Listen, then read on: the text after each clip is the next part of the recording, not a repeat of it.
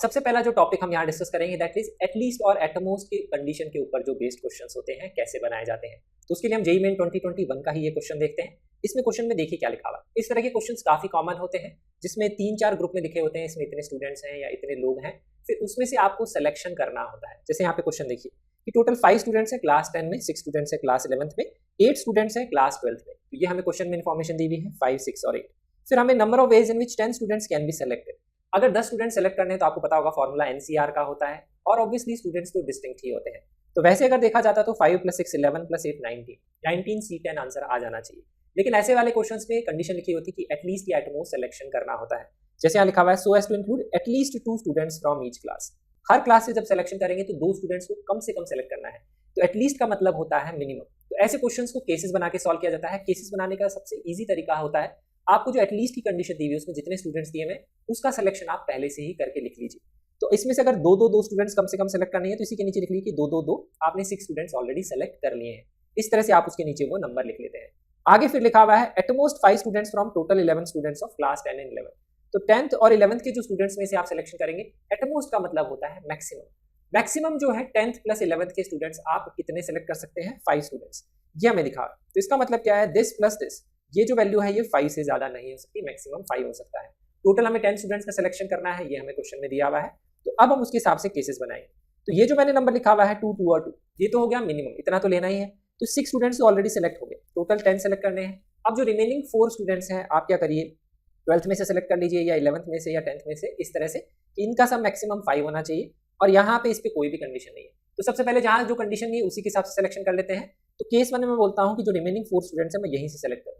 तो मैंने सिलेक्शन किया है 2 स्टूडेंट्स 10th में से, 2 11th में से और 6 12th में से। ऐसे हमने यहाँ पे एक सिंपल केस बना लिया। ध्यान रखिए जो रिमेनिंग स्टूडेंट्स हैं उसी को मैं यहाँ पे इस तरह से अलग अलग केसेस में लिखता हूँ। It's easier to think. इसीलिए आप जो मिनिमम नंबर होता है वो सबको दे दीजिए, उसके अलावा जो रिमेनिंग है उसको आप डिस्ट्रीब्यूट करिए। अब लिखा हुआ है कि मैक्सिमम 5 होने चाहिए। तो इन दोनों में मैं अगर कोई भी नंबर ऐड करूंगा तो वो 5 से एक्सीड नहीं करना चाहिए। ऑलरेडी ये नंबर 4 पे, तो यहाँ पे मैं क्या कर सकता हूँ, 1 ऐड कर सकता हूँ इसमें एक, तो ये हो गया टोटल मिला के 5। अब उसके बाद में जो बचे हुए होंगे ये हो गए 7, बच गए 3 क्योंकि टोटल 10 है। तो रिमेनिंग 3 मैं यहाँ ऐड कर दूंगा, यहीं पे ही ऐड होंगे क्योंकि इसका सम 5 से ज्यादा नहीं होना चाहिए। तो ये कंडीशन हो गई। तो वैसे ही अगर जैसे मैंने यहाँ 1 ऐड किया है तो इसका केस उल्टा भी हो सकता है कि क्लास 10th में मैं 3 सेलेक्ट कर लूँ, 11th में से मैं 2 सेलेक्ट कर लूँ। तो उसके हिसाब से ये भी केस हो सकता है। फिर रिमेनिंग 3 आपकी यही आएंगे। इसके अलावा कोई केस पॉसिबल है, नहीं पॉसिबल है, क्योंकि 4 यहाँ हो गए या फिर 5 हो सकता है। 5 के हमने दोनों केस ले लिए, यही पॉसिबल है। तो इजी तरीका ये होता है, मिनिमम आप डिफाइन कर लीजिए, जो बचे हुए हैं उसको फिर आप डिस्ट्रीब्यूट कर लीजिए, उससे आपको नंबर वहां मिल जाएगा। फिर number of ways of selection अगर हम देखेंगे तो 10 में से 2 सेलेक्ट, 10 C2, 11 C2 और 5 C2, 6 C2 और 8 में से 6 C6। इसका मल्टीप्लिकेशन प्रिंसिपल से हम निकालेंगे नंबर ऑफ वेज। ऐसे इसका निकालेंगे 5 C2, 6 C3 और 8 C5। इसका निकालेंगे 5 में से 3, 5 C3, 6 C2, 8 C5।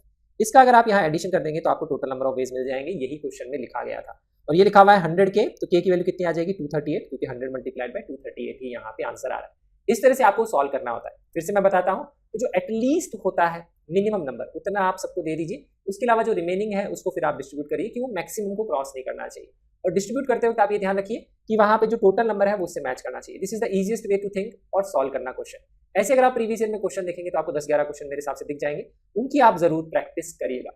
अब हम देखते हैं नेक्स्ट टाइप ऑफ क्वेश्चन जो काफी कॉमन है, that is number of lines, quadrilateral triangles. उसके बाद में होगी डायगोनल्स और हैंडशेक्स या नंबर ऑफ गेम्स से रिलेटेड क्वेश्चन। ऐसे भी क्वेश्चन आपको प्रीवियस ईयर में काफी देखने को मिलेंगे।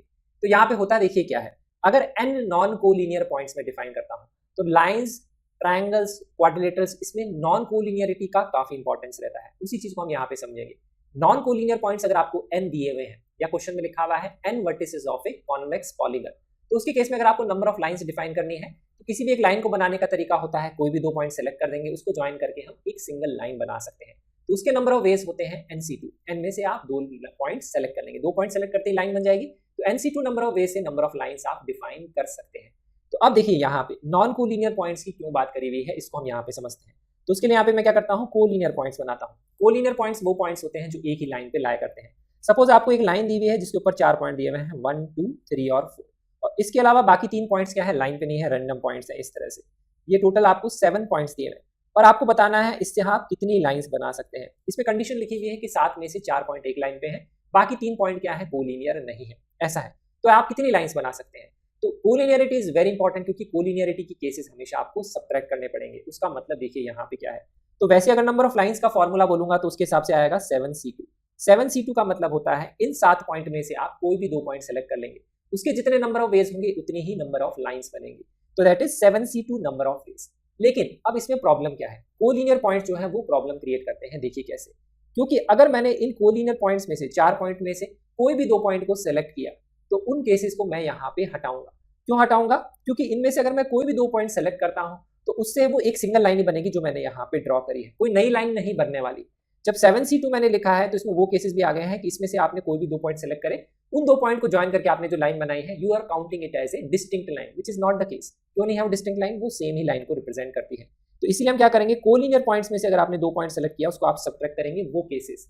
तो 7c2 तो टोटल केसेस हो गए, उसमें से जो कोलिनियर पॉइंट्स है उसमें से 2 पॉइंट सेलेक्ट करेंगे उसको आपको सब्ट्रैक्ट करना पड़ेगा, because that will represent a single line, वो एक्स्ट्रा केसेस नहीं है। लेकिन अगर आप सारे के सारे केसेस सब्ट्रैक्ट कर देंगे तो आपने वो लाइन काउंट नहीं करी जो इन पॉइंट्स को ज्वाइन करने वाली है, तो वो एक लाइन आपको काउंट करनी पड़ेगी, इसलिए आपको +1 करना पड़ेगा। तो ध्यान ये रखना है जो कोलिनियर पॉइंट्स वाले केसेस हैं वो सब्ट्रैक्ट करना है, लेकिन लाइन के केस में क्या होगा, यहाँ पे एक एक्स्ट्रा लाइन वो आपको जो कोलिनियर पॉइंट्स को ज्वाइन करने वाली है उसको तो ऐड करना पड़ेगा, नहीं तो वो केस मिस हो जाएगा। ऐसे आप नंबर ऑफ लाइंस की काउंटिंग कर सकते हैं। अब एग्जाम में नंबर ऑफ लाइंस से रिलेटेड भी क्वेश्चन आ सकता है। कई बार ऐसे होता है कि 10 लोग बैठे हुए हैं, अगर वो हैंड शेक्स कर रहे हैं, कितने तरीके से वो हैंड शेक कर सकते हैं। तो 10 लोग अगर बैठे हुए हैं तो हमें पता है हैंड शेक करने के लिए 2 लोगों की जरूरत होती है, तो 10 में से अगर आप कोई भी 2 लोग सेलेक्ट कर लेंगे तो एक हैंड शेक हो जाएगा, तो उसके लिए 10c2 नंबर ऑफ वेज आप बोल सकते हैं। या फिर इस तरह के जो गेम्स होते हैं कि 3 लोग बैठे हैं आपस में चेस का गेम खेल रहे हैं, कितने तरीके से खेल सकते हैं। हमें पता है चेस गेम खेलने के लिए 3 में से 2 लोगों की जरूरत हो सकती है, तो 3c2 नंबर ऑफ वेज से वो चेस गेम्स खेल सकते हैं। तो इस तरह से क्वेश्चन आ सकते हैं, या नंबर ऑफ टेनिस की गेम कैसे खेल सकते हैं, बैडमिंटन का गेम कैसे खेल सकते हैं, अगर 1-on-1 कॉम्पिटिशन है, रेसलिंग कितने तरीके से कर सकते हैं, इस तरह के क्वेश्चंस भी बनाए जाते हैं। This is quite common. तो इस तरह से वो क्वेश्चंस को भी NC2 नंबर ऑफ वेज से आप सॉल्व कर सकते हैं। उसमें तो कोलिनियरिटी का भी कोई कॉन्सेप्ट नहीं होता है, उसमें क्वेश्चन में लिखा हो सकता है कि ये पर्टिकुलर आदमी इसके साथ नहीं खेलेगा या इस तरह से, तो उन केसेस को आपको फिर वहां पे हटाना पड़ता है, ये आपको ध्यान रखना चाहिए। नेक्स्ट होता है नंबर ऑफ डायगोनल्स, किसी भी एक पॉलीगन की नंबर ऑफ डायगोनल्स। अब मैं बताता हूँ ये मैंने क्यों लिखा है, n vertices of a convex polygon. Convex polygon किस तरह से होता है, इस तरह से होता है कि वो अंदर की तरफ इस तरह से मुड़ा हुआ होता है, तो कहीं ना कहीं जाके वो अंदर से यहाँ पे मैच कर जाएगा, इसको इस तरह से ध्यान रख सकते हैं आप। और इनके जितने भी वर्टिसेस होते हैं वो यहाँ पे क्या होते हैं, कोलिनियर नहीं हो सकते, क्योंकि 2 होंगे तो तीसरा फिर चेंज हो जाएगा। 2 पॉइंट हमेशा लाइन पे होते हैं, 3 पॉइंट अगर एक लाइन पे होते हैं तो उसको कोलिनियर पॉइंट्स हम बोलते हैं। तो इसके जितने भी वर्टिसेस होंगे अगर उसकी आपको नंबर ऑफ डायगोनल्स डिफाइन करनी है पॉलीगन की, जैसे फॉर एग्जांपल अगर आपने 3 साइडेड फिगर लिया ट्रायंगल, या 4 साइडेड फिगर लिया यहाँ पे कोई क्वाड्रेट लिया स्क्वायर, इसकी नंबर ऑफ डायगोनल्स डिफाइन करनी, तो उसको डिफाइन करने का फॉर्मूला होता है NC2 - n। NC2 - n का देखिए यहाँ पे क्या मतलब है, NC2 - n का मतलब होता है number of ways to choose any 2 points. अगर आप कोई भी 2 पॉइंट सेलेक्ट करेंगे तो आपको एक लाइन मिलेगी, और यहाँ पे ये जितने भी वर्टिसेस होते हैं, ये वर्टिसेस क्या होते हैं, एक लाइन पे तो सारे होते नहीं है पॉलीगन के, तो इसके केस में अगर आप मैं कोई भी 2 पॉइंट सेलेक्ट करूंगा तो 4 पॉइंट है, 4c2 से आपको मिलेगी लाइंस। तो 4c2 से 4 लाइन तो ये हो गई जो यहाँ पे इसकी साइड्स है, लेकिन इसके अलावा आपको 2 लाइंस यहाँ पे और मिल जाएंगी जो इसकी डायगोनल्स है, ये आपको मिल जाएगी। लेकिन अब इस क्वेश्चन में क्या, अगर आपको नंबर ऑफ डायगोनल्स पूछा गया है या नंबर ऑफ डायगोनल्स डिफाइन करना है, तो आप बोलेंगे कि 4c2 में तो सारी लाइंस आ गई, दैट इज NC2 में तो सारी लाइंस आ गई, लेकिन उसमें से हम वो लाइन हटा देते हैं जो यहाँ पे डायगोनल नहीं है। डायगोनल कौन सी नहीं होती है, जो साइड्स होती है, इसीलिए हम साइड्स को अगर यहाँ से नंबर को सब्ट्रैक्ट कर देंगे तो हमें नंबर ऑफ डायगोनल्स मिल जाएगी। इस तरह से नंबर ऑफ डायगोनल्स डिफाइन होती है। अगर ट्रायंगल के केस में बात करेंगे तो 3c2 है, दैट इज 3 केसेस, -3 हो जाएगा क्योंकि 3 ही यहाँ पे साइड्स होंगी, तो 0 डायगोनल, इसके केस में कोई डायगोनल इसलिए होती भी नहीं। इस तरह से आप इसको वेरीफाई भी कर सकते हैं। तो ये आपको फॉर्मूला नेक्स्ट ध्यान रखना चाहिए। नेक्स्ट होता है that is number of triangles. Number of triangles का फॉर्मूला डिपेंड करता है 3 पॉइंट का जो सिलेक्शन आपने किया है वो कोलिनियर नहीं होने चाहिए, तो NC3 नंबर ऑफ वेज होते हैं उसके नंबर ऑफ ट्रायंगल्स डिफाइन करने के लिए।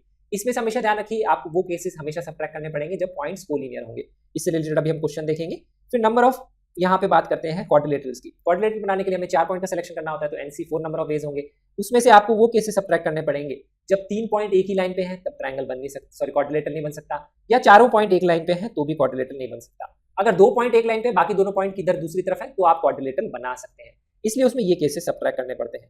तो अब हम यहाँ पे ट्रायंगल्स और क्वाड्रिलेटर से रिलेटेड एक क्वेश्चन देखते हैं जो JEE मेन 21 में आया, जिससे आपको और क्लियर होगा। जैसे यहाँ पे लिखा हुआ है एक साइड है ABBCCA of A triangle ABC, जिसपे 3, 5 और 6 इंटीरियर पॉइंट्स है रेस्पेक्टिवली। तो अंदर के पॉइंट्स है 3 है, और एक पे 5 पॉइंट है, और एक पे 6 पॉइंट्स है। The number of triangles that can be constructed using these points as vertices. इसको वर्टिसेस लेते हुए नंबर ऑफ ट्रायंगल्स हमें फॉर्म करने हैं। तो नंबर ऑफ ट्रायंगल्स का मैंने आपको फॉर्मूला बताया, टोटल नंबर ऑफ वेज कितने होते हैं, number of ways to select 3 points. 3 points कितने हैं यहाँ पे, टोटल पॉइंट्स हैं 3 + 5 8, 8 + 6 14। 14 में से अगर आप 3 पॉइंट सेलेक्ट कर लेंगे तो total number of ways of formation of triangle आ जाएगा। इतने तरह से आप ट्रायंगल बना सकते हैं। लेकिन मैंने आपको बताया ट्रायंगल बनाने के केस में आपको हमेशा वो केसेस सब्ट्रैक्ट करने होते हैं जब तीनों के तीनों पॉइंट एक लाइन पे हैं। तो यहाँ पे हमें वो केसेस सब्ट्रैक्ट करने पड़ेंगे जब आपने तीनों के तीनों पॉइंट लाइन ए बी पे सेलेक्ट कर लिए, या तीनों पॉइंट लाइन ए सी पे सेलेक्ट कर लिए, या तीनों पॉइंट लाइन बी सी पे सेलेक्ट कर लिए। ए बी पे सेलेक्ट कर लिए वो केसेस हटाने पड़ेंगे बी सी पे भी और ए सी पे भी। तो तीनों पॉइंट अगर ए बी पे सेलेक्ट किए तो 3C3 वो केस हटाना पड़ेगा, 3 में से 3 पॉइंट का सिलेक्शन। बी सी पे सेलेक्ट करे तो ये हो गया 5C3 हटाना पड़ेगा, और इसमें से ए सी पे सिलेक्शन किया तो 6C3 हटाना पड़ेगा। तो ध्यान रखेंगे ट्राइंगल्स के केस में कोलिनियर पॉइंट्स 3 पॉइंट अगर एक लाइन पे है वो केसेस आपको हमेशा हटाने पड़ेंगे। तो कोलिनियर पॉइंट्स में से आपको 3 पॉइंट का सिलेक्शन हमेशा सब्ट्रैक्ट करना पड़ेगा, क्योंकि इसमें वो केसेस काउंट हो गए हैं जब यहाँ पे 14C3 में तो 3 पॉइंट आपने यहाँ सेलेक्ट करें, लेकिन इन तीनों पॉइंट को ज्वाइन करके तो आप ट्राइंगल बना ही नहीं सकते हैं। तो इतने नंबर ऑफ वेज हो जाएंगे, ये हमारा यहाँ क्वेश्चन है। अब जैसे यहाँ क्वेश्चन ट्राइंगल का है वैसे यहाँ क्वेश्चन क्वाड्रिलेटरल का भी आ सकता है। तो उसके केसेस में बताता हूँ, ये क्वेश्चन यहाँ नहीं है बट वैसा भी क्वेश्चन बनाया जा सकता है। आपके नंबर ऑफ क्वाड्रिलेटर बताइए कितने तरीके होंगे। क्वाड्रिलेटर बनाने के लिए हमें क्या चाहिए होते हैं, 4 पॉइंट का सिलेक्शन। तो इसमें भी वही करेंगे, आप टोटल निकालेंगे उसमें से सब्ट्रैक्शन करेंगे, तो टोटल नंबर ऑफ वेज हो जाएंगे 14C4। कोई भी 4 पॉइंट आप सेलेक्ट कर लीजिए, लेकिन इसमें से हमें वो केसेस हटाने पड़ेंगे जब चारों के चारों पॉइंट एक लाइन पे हैं, क्योंकि चारों के चारों पॉइंट एक लाइन पे होंगे तो उनको ज्वाइन करके क्वाड्रिलेटर तो बनेगा नहीं, वो तो एक लाइन बनेगी। या फिर वो केसेस हटाने पड़ेंगे जब 3 पॉइंट एक लाइन पे है, उसके केस में भी एक ट्राइंगल ही बन सकता है। जैसे देखिए 3 पॉइंट एक लाइन पे है और जो चौथा पॉइंट है आपने ले लिया है इस तरह बाहर, तो अगर आप इसको ज्वाइन करेंगे तो एक ट्राइंगल ही बन सकता है, क्वाड्रिलेटरल नहीं बन सकता। तो वो केसेस हटाने पड़ेंगे। लेकिन ऐसा केस हो कि जब 2 पॉइंट एक लाइन पे है बाकी 2 पॉइंट एक लाइन पे, वो आप ले सकते हैं, उसमें क्वाड्रिलेटरल बन जाएगा। तो वो केसेस नहीं हटाने। तो क्वाड्रिलेटरल केस में हमें वो केसेस हटाने होते हैं जब चारों पॉइंट एक लाइन पे है, चारों पॉइंट कोलिनियर है, वो केसेस हटाने पड़ेंगे। चारों पॉइंट कोलिनियर किसमें हो सकते हैं, इसमें तो हो नहीं सकते, इसमें 3 ही पॉइंट है। तो या तो अगर आपने चारों पॉइंट यहाँ से सेलेक्ट करें या यहाँ से सेलेक्ट करें, वो हटाने पड़ेंगे। तो 5C4 और 6C4 इसका जो एडिशन नंबर ऑफ केसेस है ये आपको सब्ट्रैक्ट करना पड़ेगा। फिर आप हटाएंगे केसेस जब तीनों पॉइंट एक लाइन पे है। जब 3 पॉइंट एक लाइन पे है तब कौन से केसेस होंगे। अब 3 पॉइंट एक लाइन पे हमारे 3 केस हो सकते हैं कि तीनों पॉइंट आपने ए बी पे ले लिए, तीनों पॉइंट आपने बी सी पे ले लिए, या तीनों पॉइंट आपने ए सी पे ले लिए। पहला केस लेते हैं, तीनों पॉइंट आपने ए बी पे ले लिए। तो तीनों पॉइंट ए बी पे ले लेंगे तो 3C3 नंबर ऑफ वे से आप सिलेक्शन कर सकते हैं 3 पॉइंट का। लेकिन ध्यान रखिए क्वाड्रिलेटरल के 4 पॉइंट का सिलेक्शन चाहिए, तो चौथा पॉइंट को सिलेक्ट करना पड़ेगा। चौथा पॉइंट मैंने कहाँ पे लिया है, इन 6 में से एक पॉइंट, तो उससे हमने मल्टीप्लाई किया 4 पॉइंट का सिलेक्शन मल्टीप्लिकेशन प्रिंसिपल से, ये सब्ट्रैक्ट करना पड़ेगा। फिर यहाँ पे मैं ले लिया, अगर 3 पॉइंट यहाँ लिए हैं, चौथा पॉइंट मैं इसमें से भी ले सकता हूँ, तो 3C3 और 5C1 का मल्टीप्लिकेशन।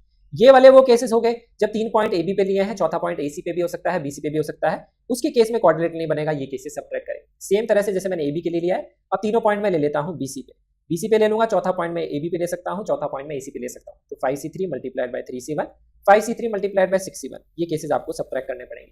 फिर नेक्स्ट केस ले लेंगे, तीनों पॉइंट मैंने इस पे ले लिए 6C3 और चौथा पॉइंट यहाँ लिया 3C1, 6C3 चौथा पॉइंट यहाँ लिया 5C1, ये सब्ट्रैक्ट करेंगे। तो ये अगर आप टोटल सब्ट्रैक्ट कर लेंगे इसमें से तो नंबर ऑफ क्वाड्रिलेटरल में जाएंगे। ऐसा भी क्वेश्चन बनाया जा सकता है। तो लाइंस हो गए हैं, डायगोनल्स हो गई हैं, क्वाड्रिलेटरल्स हो गए हैं, ट्रायंगल्स हो गए हैं। अब मैं डायगोनल्स वाला जो है उसकी बात करता हूं आपको, उसका क्वेश्चन और किस डिफरेंट तरीके से लिखा जा सकता है जो आपको पहचान में नहीं आएगा कि वो डायगोनल्स का क्वेश्चन है। वैसे एक क्वेश्चन देखते हैं जेईई मेन 2020 का। इस तरह का क्वेश्चन जेईई एडवांस में भी आया है, शायद यही क्वेश्चन जेईई एडवांस में आया है, so it becomes very important also. देखो यहाँ क्या लिखा गया है, n ग्रेटर देन 2 एक इंटीजर है, suppose that there are n metro station in a city located around a circular path.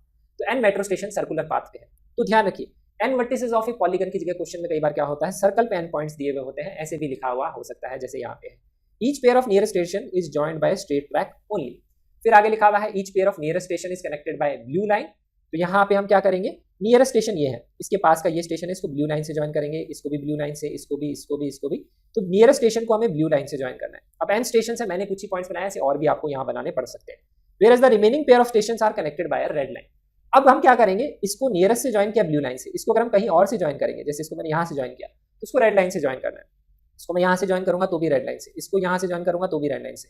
तो ऐसी बहुत सारी रेड लाइंस बन सकती हैं जैसा हमें यहाँ पे समझ में आ रहा है। बाकी तो ब्लू लाइंस बनेगी। अब इसको मैं यहाँ से भी ज्वाइन कर सकता हूँ, इसको मैंने यहाँ से तो कर दिया, इसको मैं यहाँ से भी कर सकता हूँ। तो कहने का मतलब ये है जो आसपास वाले पॉइंट को ज्वाइन करने वाली लाइन है, उसके अलावा जितनी भी लाइंस बनेगी इसके अंदर वो सारी लाइंस क्या है, रेड लाइन। और आपने अगर देखा होगा तो अगर मैं इसका एक n वर्टिसेस का पॉलीगन बनाऊं तो ये उसकी सारी क्या है, डायगोनल्स ही है।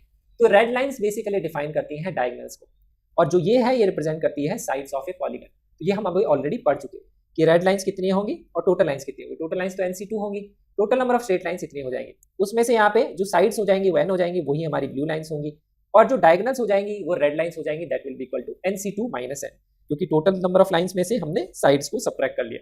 इसी में रिलेशन लिखा हुआ है कि number of red lines this is equal to 99 times the number of blue lines. तो इसको हम कर देंगे 99 टाइम्स मल्टीप्लाइड बाय n। इसको सॉल्व करके आपको n की वैल्यू निकालनी है। ऐसा क्वेश्चन बनाया जा सकता है। फिर से इस टाइप के क्वेश्चन काफी कॉमन है, जेईई एडवांस में भी ये क्वेश्चन आया है। इस तरह से डायगोनल बेस्ड क्वेश्चन बनाया जा सकता है जिसमें वर्टिसेस सर्कल पे भी दिए हो सकते हैं। तो ये हो गया हमारा lines, triangles, quadrilateral, diagonals, handshakes, number of games. इस टाइप के क्वेश्चंस भी आपको प्रैक्टिस करने चाहिए। अब हम डिस्कस करते हैं next important type, that is restriction based question. Box और गैप मेथड, ये दोनों मेथड काफी इंपॉर्टेंट, काफी पॉपुलर हैं। इस पे जेईई मेन, जेईई एडवांस दोनों पे क्वेश्चंस बनाए जाते हैं और जेईई एडवांस में तो इस पे काफी कॉमन क्वेश्चंस फ्रेम किए जाते हैं। तो इन मेथड्स में क्या होता है, रेस्ट्रिक्शन पुट करी जाती है कंडीशन में बेस्ड अपॉन द अरेंजमेंट, कि अरेंज आपको करना है बेस्ड अपॉन सम रेस्ट्रिक्शन। तो वो जो रेस्ट्रिक्शन बेस्ड क्वेश्चन कैसे सॉल्व किए जाते हैं वो मेथड हम यहाँ डिस्कस करते हैं और उन क्वेश्चंस की भी आपको प्रैक्टिस करनी चाहिए। तो उसमें यहाँ पे है नंबर ऑफ वर्ड्स विद और विदाउट मीनिंग, जेईई मेन 21 का क्वेश्चन है। That can B form from all the letters, all the words, यहाँ पे है लेटर वर्ड के सारे लेटर्स को यूज करना है और यहाँ पे इस तरह से यूज करना है कि वॉवल्स जो है कभी साथ में नहीं आने चाहिए। तो सबसे पहले आपको जो भी वर्ड दिया होता है उसके यहाँ पे सारे लेटर्स में वॉवल निकालिए, वो आ जाएंगे ई। तो ये काफी क्वेश्चंस कॉमन होते हैं जिसमें कोई दो पर्टिकुलर एलिमेंट साथ में नहीं आने चाहिए, दो भी हो सकते हैं, तीन भी हो सकते हैं, चार भी हो सकते हैं, ऐसे क्वेश्चंस बनाए जाते हैं। दिस इज वेरी कॉमन, ये चीज ध्यान रखिए। तो उन क्वेश्चंस को सॉल्व करने का तरीका क्या होता है, पहला तरीका होता है गैप मेथड। गैप मेथड में क्या करते हैं, जो साथ में नहीं आने चाहिए तो यहाँ पे हम क्या करते हैं, उनको सेपरेट करते हैं। किस तरह से करते हैं, जो बाकी जो लेटर्स या बाकी जो नंबर्स होते हैं पहले उनको पुट करते हैं, तो रिमेनिंग लेटर्स को अरेंज करेंगे, एल, टी, टी और आर को। इनके number of ways of arrangement आप निकालेंगे तो आएंगे यहाँ पे 4 फैक्टोरियल बाय 2 फैक्टोरियल, क्योंकि इसमें से ये दो आइडेंटिकल है। उसके बाद में हम क्या करते हैं, जिनको आपको सेपरेट करना होता है, सेपरेट में भी दो तरह के क्वेश्चंस होते हैं। जैसे यहाँ पे वॉवल्स दो ही है, अगर सपोज यहाँ पे 3 वॉवल्स होते, जैसे यहाँ पे 2 ई होते हैं और एक तीसरा वॉवल होता, सपोज यहाँ पे ओ भी होता और एक यू भी होता, ऐसा कोई यहाँ पे वर्ड होता जिसमें 4 वॉवल्स होते, ऐसा भी हो सकता है। तो वैसे वाले क्वेश्चंस में दो टाइप के क्वेश्चंस बनाए जाते हैं, ध्यान रखिए। पहला क्वेश्चन होता है कि ये सारे के सारे साथ में नहीं होने चाहिए, तो उसमें all vowels are never together ऐसे लिखा होता है, सारे के सारे साथ में होना चाहिए, तो उसका बॉक्स मेथड का तरीका होता है जिसको हम यूज करते हैं। लेकिन जब क्वेश्चन में ऐसा लिखा हुआ है no two vowels are together, इसका मतलब क्या है, ये सारे के सारे सेपरेट होने चाहिए, दोनों में डिफरेंस है, इसीलिए बॉक्स और गैप मेथड दोनों का अपना अपना इंपॉर्टेंस होता है। यहाँ पे जो पहला मेथड मैं बता रहा हूं वो मेथड तब यूजफुल है जब आपको इन सबको सेपरेट करके पुट करना है। इन सबको सेपरेट करके पुट करने का मतलब है इन चारों को सपोज आपको सेपरेट करके पुट करना है, इन चारों को हमेशा अलग ही रहना है, साथ में रहना ही नहीं है, ऐसा कोई केस है, ऐसा क्वेश्चन में लिखा हुआ है। तो उसके केस में क्या होगा, पहले रिमेनिंग को पुट करेंगे, फिर उसके बीच में देखेंगे कि गैप्स कितने हैं। तो यहाँ पे जो गैप्स होंगे वो हो जाएगा 1, 2, 3, 4 और 5 गैप्स। इन 5 गैप्स में फिर हम क्या करेंगे, जो रिमेनिंग है लेटर्स जिनको सेपरेट करना है, जो कभी भी साथ में नहीं आने चाहिए, कोई भी दो साथ में नहीं होने चाहिए, उसके केस में फिर हम क्या करेंगे, उन गैप्स में फिर उनको पोजीशन में पुट करेंगे।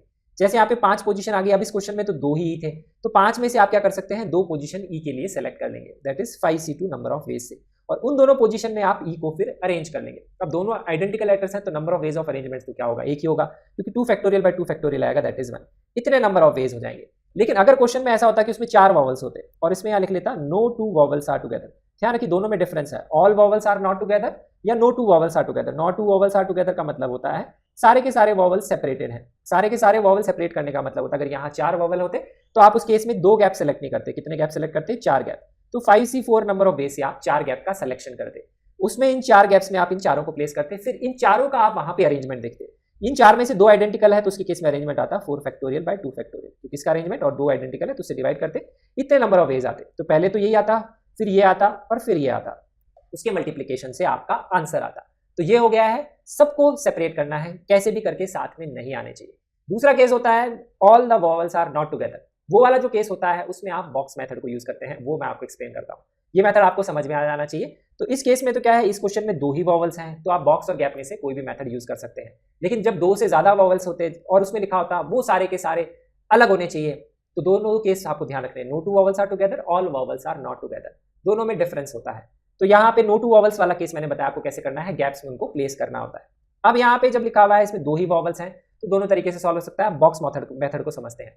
तो बॉक्स मेथड क्या होता है, एक ऐसा मेथड होता है जिसमें हम क्या करते हैं, वो वेज कैलकुलेट करते हैं जिसमें आपको एक पर्टिकुलर सेट ऑफ ऑब्जेक्ट्स को हमेशा एक साथ रखना होता है, हम वो केसेस इवेल्युएट यहाँ पे करते हैं। तो इस वाले क्वेश्चन को बॉक्स मेथड से हम ऐसे कर सकते हैं, टोटल नंबर ऑफ वर्ड्स निकाल लेते हैं, इसके अरेंजमेंट से 6 फैक्टोरियल बाय 2 फैक्टोरियल 2 फैक्टोरियल, उसमें वो सारे केस आ जाएंगे जो वॉवल टुगेदर भी है नहीं भी है, उसमें से हम वो केस सब्ट्रैक्ट करेंगे जिसमें ये जो वॉवल है हमेशा टुगेदर है, ई और ई, तो ये हमेशा टुगेदर है। जिनको भी आपको हमेशा टुगेदर है आपको इवेल्युएट करना है तो उनको आप एक बॉक्स में पुट करते हैं, this will act as a separate box, और बाकी जो आपके हैं 4 बॉक्सेस अलग सेपरेट आप काउंट करेंगे। तो इस तरह से आपको इसको यहाँ पे साथ में पुट करना होता है। इसके नंबर ऑफ वेज अगर आप निकालेंगे तो 5 बॉक्सेस का अरेंजमेंट देखेंगे, 5 फैक्टोरियल बाय 2 फैक्टोरियल, क्योंकि 2 बॉक्सेस आइडेंटिकल हैं टी और टी के। फिर इस बॉक्स के अंदर आपको इसका इंटरनल अरेंजमेंट भी देखना होता है, ई और ई का आपस में internal arrangement 2 factorial by 2 factorial 1 number of ways ही आएगा, तो ये आपका आंसर आ जाएगा। ऐसे भी आप सॉल्व कर सकते हैं। तो मैंने आपको 2 चीजें बताई, इस तरह से क्वेश्चन आता है कि एक तो होता है नो 2 वॉवल्स आर टुगेदर, एक तो ये होता है, ध्यान रखिए, और एक होता है all vowels are not together, दोनों में फर्क है। No two vowels are together अगर करना है तो हमेशा गैप मेथड से ही सॉल्व करिए, नहीं तो गलत हो जाएगा। All vowels are not together जब लिखा हुआ है या लिखा हुआ है ऑल वॉवल्स आर टुगेदर, तो उसके केस में आप बॉक्स मेथड यूज करिए। क्योंकि अगर सपोज यहाँ पे 4 वॉवल हो जाते, दैट इज यहाँ वॉवल हो जाते ई और ओ और यू, ऐसे हो जाता, तो उसके केस में अगर ऑल वॉवल्स आर टुगेदर होता तो आप इन चारों को एक बॉक्स में डालते और बाकी जो 4 बॉक्सेस हैं LTTR वो आप यहाँ पे लिख लेते। तो ये वो केसेस हो जाते जब सारे के सारे वॉवल साथ में। तो उसके केस में अगर आप यहाँ निकालते तो यहाँ आ जाता that is 5 factorial by 2 factorial, ये तो आना ही था। और इसका अब इंटरनल अरेंजमेंट आप देखते तो अब ये 4 फैक्टोरियल बाई 2 फैक्टोरियल आता है क्योंकि दो आइडेंटिकल है। ये हो जाते हैं जब ये चारों वॉवल साथ में। तो अगर आपको क्वेश्चन आता है all vowels are not together, तो टोटल नंबर ऑफ वर्ड्स जितने भी होते हैं उसमें से अगर आप ये सबट्रैक्ट कर देते तो all vowels are not together आ जाता। ऑल होना चाहिए, लेकिन अगर नो टू वॉवल्स है और 2 से ज्यादा वॉवल है तो उसके केस में उनको सेपरेट करना है, तो उसके केस में ज्यादा इजी या सोचने वाला ये रहता है कि हमेशा बाकी को प्लेस करिए, उनके गैप्स में फिर आपको उनको प्लेस करना होता है। तो ये इंपॉर्टेंट 2 मेथड्स हैं, इससे रिलेटेड भी क्वेश्चंस की प्रैक्टिस करनी चाहिए। This is very important method for JEE Main as well as JEE advanced questions. अब हम यहाँ पे next type of question discuss कर लेते हैं, that is rank of a word. ये भी क्वेश्चन काफी कॉमन है, काफी सिंपल कॉन्सेप्ट में बनाए जाते हैं। इन जनरली तो ऐसे क्वेश्चन में क्या होता है, किसी एक वर्ड की पोजीशन ही डिक्शनरी में फाइंड करनी होती है। ये क्वेश्चन है जेईई मेन 2021 का, लेकिन उसमें भी क्या है, रेस्ट्रिक्शन पुट कर दी गई। जैसे यहाँ पे फार्मर वर्ड की बात हो रही है, लेकिन इसमें क्वेश्चन में डाल दिया कि वो सारे केसेस हमें लेने हैं जिसमें 2 आर साथ में अपीयर नहीं हो रहे, एक्सक्लूडिंग दोज केसेस। तो वो वाले वर्ड सारे हमें हटाने हैं। तो रैंक ऑफ वर्ड में थोड़ा सा ट्विस्ट कर दिया गया, तो जो साथ में लेने हैं, इसका मतलब जो साथ में नहीं लेने हैं हम वो यहाँ पे इवेलुएट कर लेंगे और टोटल में से सबट्रैक्ट कर लेंगे, जैसा अभी हमने बॉक्स मेथड में डिस्कस किया। तो एक अच्छा क्वेश्चन बनाया गया था, रैंक ऑफ वर्ड पे ही बेस्ड है। जो भी क्वेश्चन है जिसकी डिक्शनरी में पोजीशन निकालनी होती है वर्ड की, पहले आपको उसके लेटर्स को लिखना होता है अल्फाबेटिकली। तो AEFMRR ऐसा हम इसलिए लिखते हैं क्योंकि अगर आप किसी भी डिक्शनरी की बात करेंगे तो डिक्शनरी में यहाँ पे सेक्शंस होते हैं। अगर आप डिक्शनरी देखेंगे तो उसमें A से लेकर के Z तक सारे के सारे लेटर्स होते हैं। पहला जो लेटर होता है A, पहला सेक्शन उसी का होता है, उसमें सिर्फ A के ही वर्ड्स होते हैं स्टार्टिंग फ्रॉम A। फिर दूसरा सेक्शन होता है B का, उसमें B से स्टार्टिंग वाले वर्ड होते हैं। फिर तीसरा सेक्शन C का, उसमें C से स्टार्टिंग वाले वर्ड होते हैं। इस तरह से वर्ड्स होते हैं। तो जब यहाँ फार्मर की बात करूंगा तो उसमें अगर अल्फाबेटिकली देखेंगे तो पहले A वाले वर्ड्स आएंगे, फिर E वाले वर्ड्स आएंगे, फिर F वाले, फिर M वाले, फिर R वाले। टोटल 5 ही सेक्शंस होंगे, इसीलिए अल्फाबेटिकली लिखते हैं। तो अगर हमें फार्मर की पोजीशन चाहिए तो हमें F के सेक्शन में मिलेगी, लेकिन उसके लिए आपको पहले A और E सेक्शन क्रॉस करना पड़ेगा। तो उसके लिए हम क्या करेंगे, A के सेक्शन के वर्ड यहाँ पे निकालेंगे कितने होंगे। तो उसका मतलब क्या है, A की पोजीशन तो फिक्स हो गई है, तो पहला लेटर फिक्स हो गया। अब बाकी जो लेटर्स हैं उसका अरेंजमेंट निकालेंगे, उतने number of ways he total number of words possible होंगे सेक्शन ए में। तो रिमेनिंग 5 में देखेंगे 2 आर हैं, तो 5 factorial by 2 factorial number of veg होंगे। लेकिन इसमें से हमें वो वर्ड्स हटाने हैं जिसमें आर साथ में है, तो आर साथ वाले वर्ड काउंट कर लेते हैं। तो उसके लिए आर को एक बॉक्स में डाल दिया साथ में, और रिमेनिंग जो है उनका अब हम यहाँ पे अरेंजमेंट निकाल लेंगे। तो ए से तो स्टार्ट हो गया, वो ठीक है। अब आर को भी हमने एक बॉक्स में डाल दिया, तो अब रिमेनिंग बॉक्स कितने रह गए हैं, वहां पे रह जाएगा ए तो हट गया, एम बच जाएगा, ई बच जाएगा, एफ बच जाएगा। तो उसके केस में यहाँ पे एम, ई और एफ वो वाले केसेस हम सबट्रैक्ट कर लेंगे जिसमें आर साथ में है, स्टार्टिंग विद ए ही होना चाहिए। तो उसके केस में आएगा 4 बॉक्सेस का अरेंजमेंट 4 फैक्टोरियल, और यहाँ पे इस बॉक्स के अंदर का अरेंजमेंट तो 1 ही आएगा, that is 2 factorial by 2 factorial. तो इसमें से अगर आप ये सबट्रैक्ट कर लेंगे तो वो केसेस हो गए जिसमें स्टार्टिंग तो ए से हो रही है, लेकिन उसमें जो है आर साथ में नहीं है, क्योंकि इनमें जो है 5 फैक्टोरियल बाय 2 फैक्टोरियल उसमें सारे केसेस में आर साथ में भी है और नहीं भी है। तो आर साथ वाले आप सबट्रैक्ट इस तरह से कर सकते हैं। तो ये तरीका यहाँ पे हो गया। फिर नेक्स्ट हम यहाँ पे सेक्शन ए में तो आ गए, लेकिन फार्मर ए में नहीं है, तो इतने वर्ड्स तो आपको क्रॉस करने ही पड़ेंगे, ये 36 वर्ड्स क्रॉस करने पड़ेंगे। उसके बाद में सेक्शन ई आएगा, अल्फाबेटिकली चलेंगे, ई में देखेंगे तो ई में भी वही आएगा 5 फैक्टोरियल बाय 2 फैक्टोरियल, और उसमें भी आपके क्या आएंगे यहाँ पे 4 फैक्टोरियल सबट्रैक्ट होंगे, क्योंकि आर फिर बचे हुए जो है वो यहाँ आ जाएंगे, that is 36। Same number of days यहाँ पे होंगे, सेम नंबर ऑफ केसेस होंगे। अब आप पहुंच गए एफ के सेक्शन में, तो आप नोटिस करिए एफ को मैंने यहाँ पे फिक्स कर दिया, क्योंकि फार्मर पे ही जाना है तो एफ के सेक्शन में जाना है। तो एफ अगर यहाँ फिक्स हो गया तो अब हम नेक्स्ट वर्ड पे जाएंगे अल्फाबेटिकली। तो अब हम एफ के अंदर चल रहे हैं, तो एफ के अंदर चल रहे हैं तो अब अल्फाबेटिकल उसमें पहले आएगा ए। अब ए भी फार्मर में ए चाहिए, तो ए भी हमारा फिक्स हो गया। तो एफ है उसके सेक्शन में, अब हम चले गए एफ ए में। अब एफ ए के सेक्शन में जाएंगे अल्फाबेटिकली, तो एफ और ए तो कंज्यूम हो गए। अब नेक्स्ट अल्फाबेटिकल लेटर है ई, तो एफ ए और ई वाले कितने वर्ड्स होंगे वो काउंट करेंगे। तो रिमेनिंग लेटर्स का हम यहाँ पे अरेंजमेंट देखेंगे, तो आएगा 3 फैक्टोरियल बाय 2 फैक्टोरियल, क्योंकि 2 आर है और एक एम है, इतने नंबर ऑफ वेज होंगे। उसमें से हम सबट्रैक्ट करेंगे वो केसेस जिसमें 2 आर साथ में, तो 2 आर अगर साथ में होंगे तो बच गया एक एम, तो वो 2 फैक्टोरियल नंबर ऑफ वेज होंगे, वो सबट्रैक्ट करने पड़ेंगे, वही होगा यहाँ पे, क्योंकि 2 ही बॉक्सेस का अरेंजमेंट आएगा, क्योंकि ये 3 तो फिक्स हो गए, ध्यान रखिए। और ये केसेस आ जाएंगे 1, तो आप इसको इवैल्यूएट कर सकते हैं। तो एफ ए ई वाले केसेस जिसमें आर साथ में नहीं है वो एक ही वर्ड वहां पे होगा। फिर ई के बाद में अल्फाबेटिकली चलेंगे, अब यहाँ पे आ गए थे हम, तो एफ और ए तो फिक्स हो गए, ई के बाद में अल्फाबेटिकली आएगा एम, तो एफ ए एम वाले वर्ड काउंट करने पड़ेंगे, तो वो काउंट करेंगे। फिर वो उतने ही केसेस आएंगे, 3 factorial by 2 factorial minus 2 factorial that is 1, same ही अब केसेस हो जाएंगे। फिर अल्फाबेटिकली चलेंगे तो आर, तो अब एफ ए आर पे आ गए, एफ ए आर हमें चाहिए, तो आर भी यहाँ फिक्स हो जाएगा। तो एक बार हमारा एफ ए आर फिक्स हो गया, तो देखिए यहाँ पहुँच गए हम, एफ था, ए था, आर था, ये तीनों यहाँ कंज्यूम हो गए, तो हम एफ थे, एफ के अंदर चले एफ ए में, फिर एफ ए में हम पहुँच गए हैं हम एफ ए आर में, फिर एफ ए आर में अब हम चलेंगे अल्फाबेटिकली, तो एफ ए आर के बाद में अल्फाबेटिकली अब ई ही आएगा, तो ई यहाँ पुट कर देंगे, फिर रिमेनिंग दो का अरेंजमेंट देखेंगे, रिमेनिंग दो यहाँ पे क्या बच गए हैं, अब एफ ए आर ई तो हो गया है, एम और आर बचेगा, तो 2 फैक्टोरियल नंबर ऑफ वेज होंगे। अब इसमें जो होंगे रिमेनिंग में आर तो वैसे ही साथ में नहीं क्योंकि आर ऑलरेडी सेपरेट हो गया है, तो माइनस कुछ भी नहीं आएगा, आर टुगेदर का कोई केस ही नहीं है। फिर अल्फाबेटिकली चलेंगे, ई के बाद में आएगा एम, तो एफ ए आर एम, अब यहाँ पहुंच गए हम एफ ए आर एम, ई के बाद में एम ही आएगा यहाँ पे, तो अब इसके बाद में एफ ए आर एम आ गया, फिर अल्फाबेटिकली चलेंगे, फिर आएगा ई, फिर आएगा आर, तो अल्फाबेटिकली के हिसाब से नेक्स्ट वर्ड हमारा फार्मर ही आएगा। तो अगर आपको इसकी पोजीशन लिखनी है 36, 36, 72, 74, 76 और ये 77 पोजीशन पे फार्मर आएगा अगर 2 आर साथ में अपीयर नहीं होंगे। क्वेश्चन में अगर 2 आर साथ में अपीयर होने वाला नहीं होता तो सिंपली आप ये वाली जो वैल्यूज है इसको ऐड कर लेते, उस पोजीशन पे वो वर्ड वहां पे आ जाता। तो this is a very common type of question जिसको रैंक ऑफ ए बर्ड बोलते हैं, इसके भी क्वेश्चंस की प्रैक्टिस जरूर करनी चाहिए। अब नेक्स्ट टाइप ऑफ क्वेश्चंस है दैट इज डिजिट क्वेश्चंस। काफी कॉमन क्वेश्चंस, अराउंड 23-24 क्वेश्चंस आपको प्रीवियस ईयर में दिख जाएंगे। तो उसमें एक सेट ऑफ डिजिट्स दी हुई होती है, फिर आपको बताने होते हैं 3 डिजिट नंबर कितने होंगे, 4 digit number, 5 digit number, 6 digit number, इस तरह से क्वेश्चन होता है। तो उसमें एक तो ध्यान रखना होता है कितने डिजिट का नंबर है, फिर उसमें ऐसे भी कंडीशन लिखी हो सकती है कि number greater than 500, less than 500, greater than 1000, इस तरह की कंडीशंस भी दी हुई होती है। उसके बेसिस पे आपको total number of numbers find करने होते हैं, ऐसे क्वेश्चंस होते हैं। लेकिन उसमें काफी कॉमन टाइप है दैट इज डिविजिबिलिटी टाइप। अगर आप देखेंगे अराउंड 23-24 में से अराउंड 10 से 12 क्वेश्चन ऐसे पूछे गए हैं जिसमें डिविजिबिलिटी की कंडीशन दी हुई। तो डिविजिबिलिटी की कंडीशन आपको पता होना चाहिए। क्वेश्चन में लिखा हो सकता है कि नंबर इवन है दैट इज डिविजिबल बाय 2 है, तो उसकी कंडीशन क्या होती है, लास्ट डिजिट इवन होती है, 0, 2, 4, 6, 8, लास्ट डिजिट डिविजिबल बाय 2 होती है, तो ये डिविजिबिलिटी बाय 2 की कंडीशन है। नेक्स्ट हो सकता है डिविजिबिलिटी बाय 4 की कंडीशन, तो उसकी कंडीशन होती है last 2 digits divisible by 4। Generally 2 और 4 से डिविजिबल के क्वेश्चन आते हैं ज्यादा, तो उसमें लास्ट की 2 डिजिट्स को आप इस तरह से डिफाइन करते हैं। तो डिविजिबिलिटी बाय 4 का मतलब लास्ट 2 डिजिट डिविजिबल बाय 4 का मतलब है कि आगे कुछ भी डिजिट हो, पीछे की 2 डिजिट जैसे डिविजिबल बाय 4 है दैट इज 24 है, 12 है, 8 है, 32 है, ये सारे डिविजिबल बाय 4 है, इसका मतलब ये होता है। तो यही लास्ट की डिजिट होनी चाहिए, ये आपको कंडीशन लगानी होती है। इस तरह से नेक्स्ट होता है डिविजिबल बाय 8। डिविजिबल बाय 8 में कंडीशन होती है लास्ट 3 डिजिट डिविजिबल बाय 8। तो इसी तरह से इसमें 1 डिजिट, इसमें 2 डिजिट, 3 डिजिट, इस तरह से ये रूल होता है, इसको आप ध्यान रख सकते हैं। बाकी क्वेश्चंस प्रैक्टिस करेंगे तो थोड़ा आपको ज्यादा क्लियर होगा। उसके बाद में नेक्स्ट डिविजिबिलिटी का रूल होता है 3 या 9 से। 3 में होता है sum of digit divisible by 3, 9 में होता है sum of digit divisible by 9। Divisible by 9 पे एक बार ही क्वेश्चन आया है प्रीवियस ईयर जेईई में 2013 या 14 में आया था, वो प्रैक्टिस आपको जरूर करनी चाहिए। इसके अलावा नेक्स्ट है यहाँ पे डिविजिबिलिटी रूल में डिविजिबिलिटी बाय 5, तो लास्ट डिजिट या तो 0 होनी चाहिए, 5 होनी चाहिए, मतलब ये लास्ट डिजिट डिविजिबल बाय 0 या 5 होनी चाहिए, सॉरी 0 या 5 होनी चाहिए, मतलब लास्ट डिजिट 5 से ही डिविजिबल होनी चाहिए, इसका यही मतलब है। या डिविजिबल बाय 10 अगर होता लास्ट डिजिट 0 होनी चाहिए, ये हम यहाँ पे बोल सकते हैं। नेक्स्ट है डिविजिबल बाय 6, तो उसकी कंडीशन होती है 2 और 3 दोनों से डिविजिबल होना चाहिए, तो इवन भी होने चाहिए, सम ऑफ डिजिट भी डिविजिबल बाय 3 होना चाहिए, इस तरह से कंडीशन लगाई जा सकती है।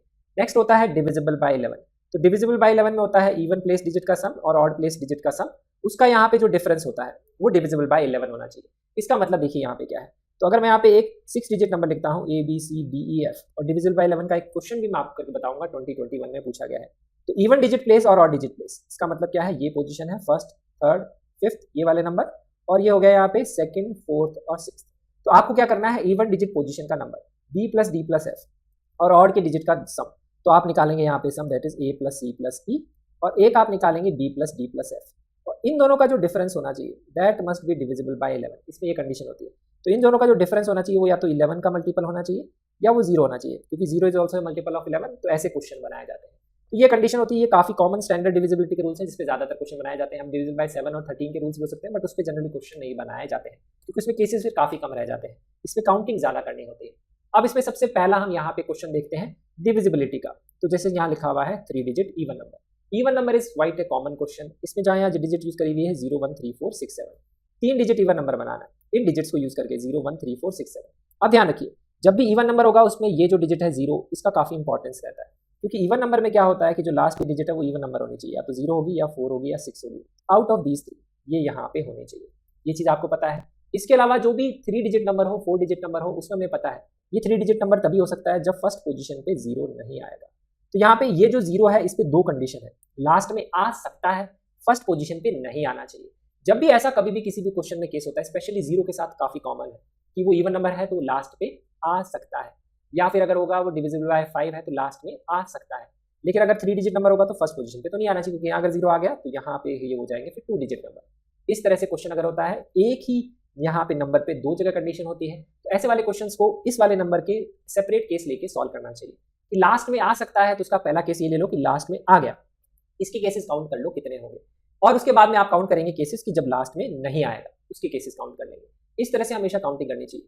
या फिर यहाँ पे 0 4 6 है, 3 केसेस ले लीजिए, लास्ट में 0 आएगा, लास्ट में 4 आएगा, लास्ट में 6 आएगा, तीनों के अलग अलग काउंट करके आप ऐड कर सकते हैं।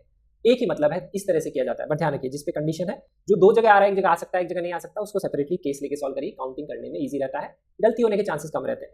अब लास्ट में अगर ये आ गया रिपीटिशन अलाउड नहीं है, तो पहली दो पोजीशन पे क्या आ सकता है, रिमेनिंग बच गई 5 डिजिट्स, एक में 5 पोजीशन 5 चॉइसेस होंगे, दूसरे के पास 4 चॉइसेस होंगे, क्योंकि रिपीट तो हो नहीं सकता, 20 केसेस हो जाएंगे।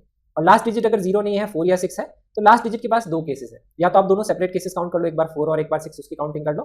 पहले दो पोजीशन के लिए अब क्या है, पहले पोजीशन में हमें पता है 0 तो नहीं आ सकता, 0 नहीं आ सकता, तो यहाँ पे कितने होंगे केसेस, अब जो यहाँ डिजिट आ गई लास्ट वाली और जो यहाँ 0 है वो भी नहीं आ सकता, तो इन 6 में से 2 डिजिट नहीं आ सकती है, तो टोटल 4 ही डिजिट यहाँ पे पॉसिबल है।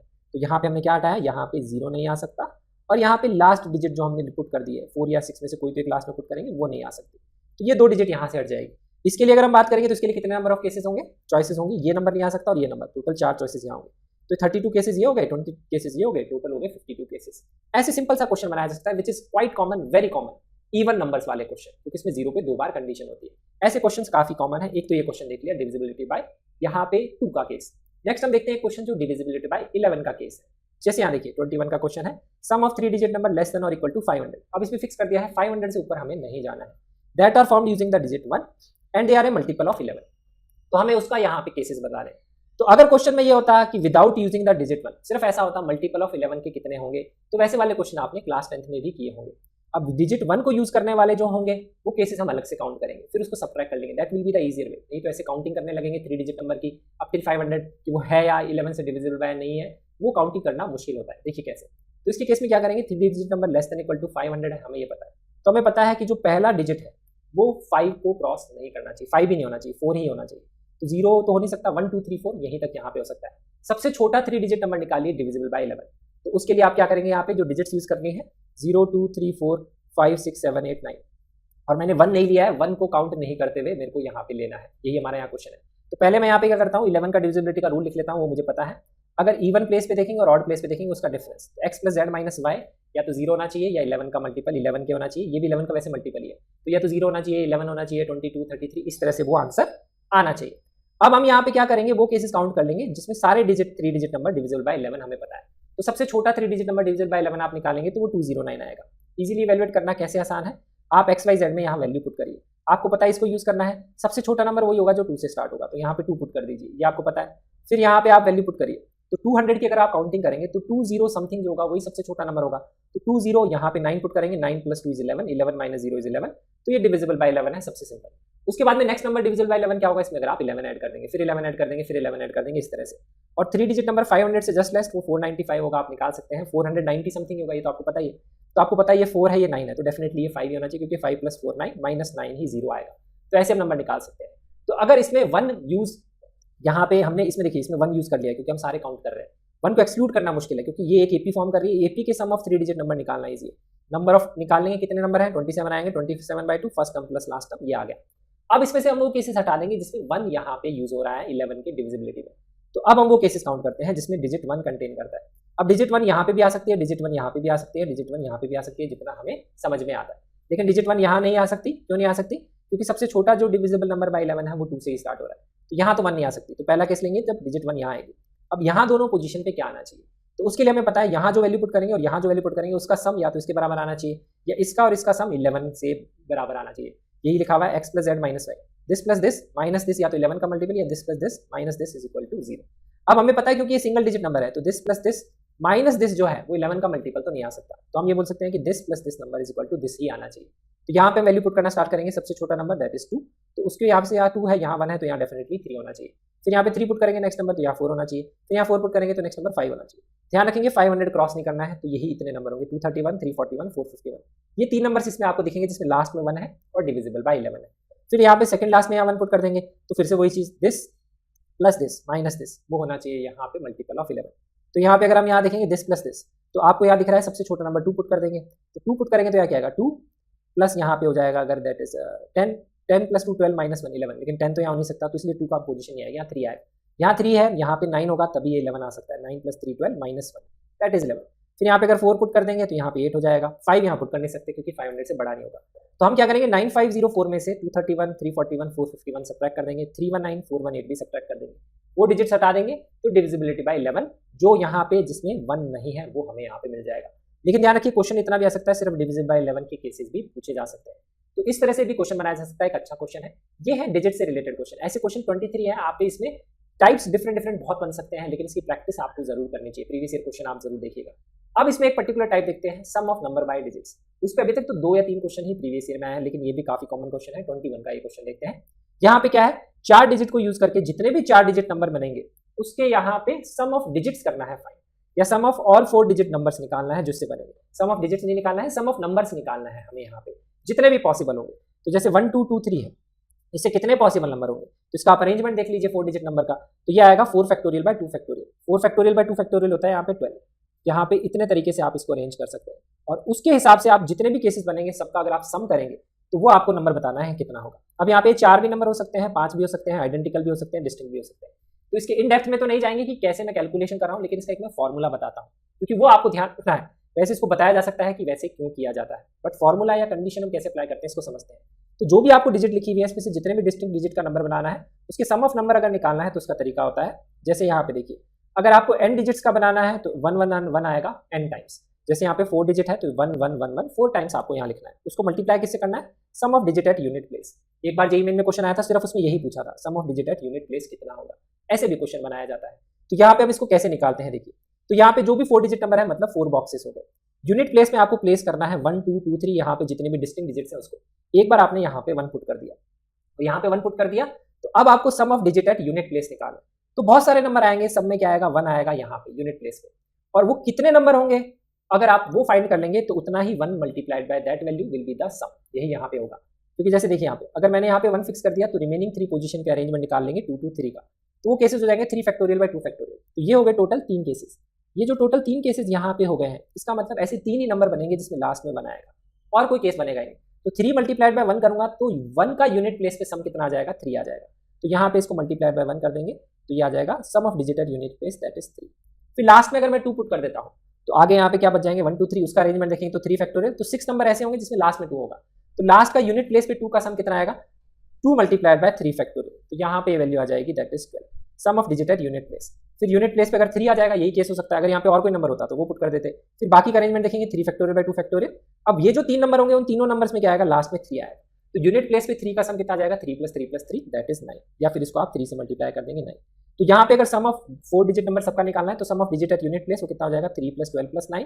तो यहाँ पे ये वैल्यू पुट कर दी, मल्टीप्लाइड बाय 1 उतनी बार लिखना है जितने डिजिट का नंबर है। n टाइम्स है 4 टाइम्स, तो 4 डिजिट, इसको मल्टीप्लाई करेंगे तो आंसर आ जाएगा। तो एग्जाम में दोनों टाइप से क्वेश्चन आ सकता है, sum of digit at unit place भी बोल सकता है, sum of all digit numbers भी बोल सकता है। So this is a formula, it is valid for everyone. यहाँ पे डिस्टिंक्ट हो या आइडेंटिकल हो या उससे कोई फर्क नहीं पड़ता है। 5 डिजिट का नंबर है तो यहाँ 5 बार आएगा 1, 6 डिजिट नंबर है तो यहाँ 6 बार 1 आएगा, और आगे आपको sum of digit at unit place ही निकालना होता है। ऐसे क्वेश्चंस को ऐसे हम सॉल्व कर सकते हैं। तो ये भी एक इंपॉर्टेंट कॉन्सेप्ट है, ध्यान रखिएगा। अब हम चलते हैं नेक्स्ट पार्ट की तरफ, which is also a very important concept, number of function से रिलेटेड जो क्वेश्चंस बनाए जाते हैं। ये जेईई मेन जेईई एडवांस दोनों के लिए ही बहुत इंपॉर्टेंट कॉन्सेप्ट है। अब यहाँ पे इसके केस के लिए, इसको समझने के लिए, क्योंकि मैं आपको number of onto functions में बताऊंगा डिवीजन और डिस्ट्रीब्यूशन की टेक्निक से कैसे सॉल्व किया जाता है, तो उसके लिए अब division and distribution of distinct objects का कॉन्सेप्ट हम सबसे पहले देख लेते हैं कि हम कैसे डिवाइड करते हैं और डिस्ट्रीब्यूट करते हैं। तो डिवीजन किया जाता है ग्रुप्स के अंदर, जैसे suppose m + n different things है, तो बेसिकली कुछ ऐसा होगा कि 20 डिफरेंट थिंग्स है, उसके आपको 2 ग्रुप्स बनाने हैं। एक ग्रुप बनाना है यहाँ पे 5 ऑब्जेक्ट का, और एक ग्रुप बनाना है 15 ऑब्जेक्ट्स का। तो यही चीज मैंने यहाँ पे लिखी है, 15 + 5 डिफरेंट ऑब्जेक्ट्स हैं, इसमें 2 ग्रुप बनाने हैं, एक 5 ग्रुप ऑब्जेक्ट्स का और एक 5 ऑब्जेक्ट्स का।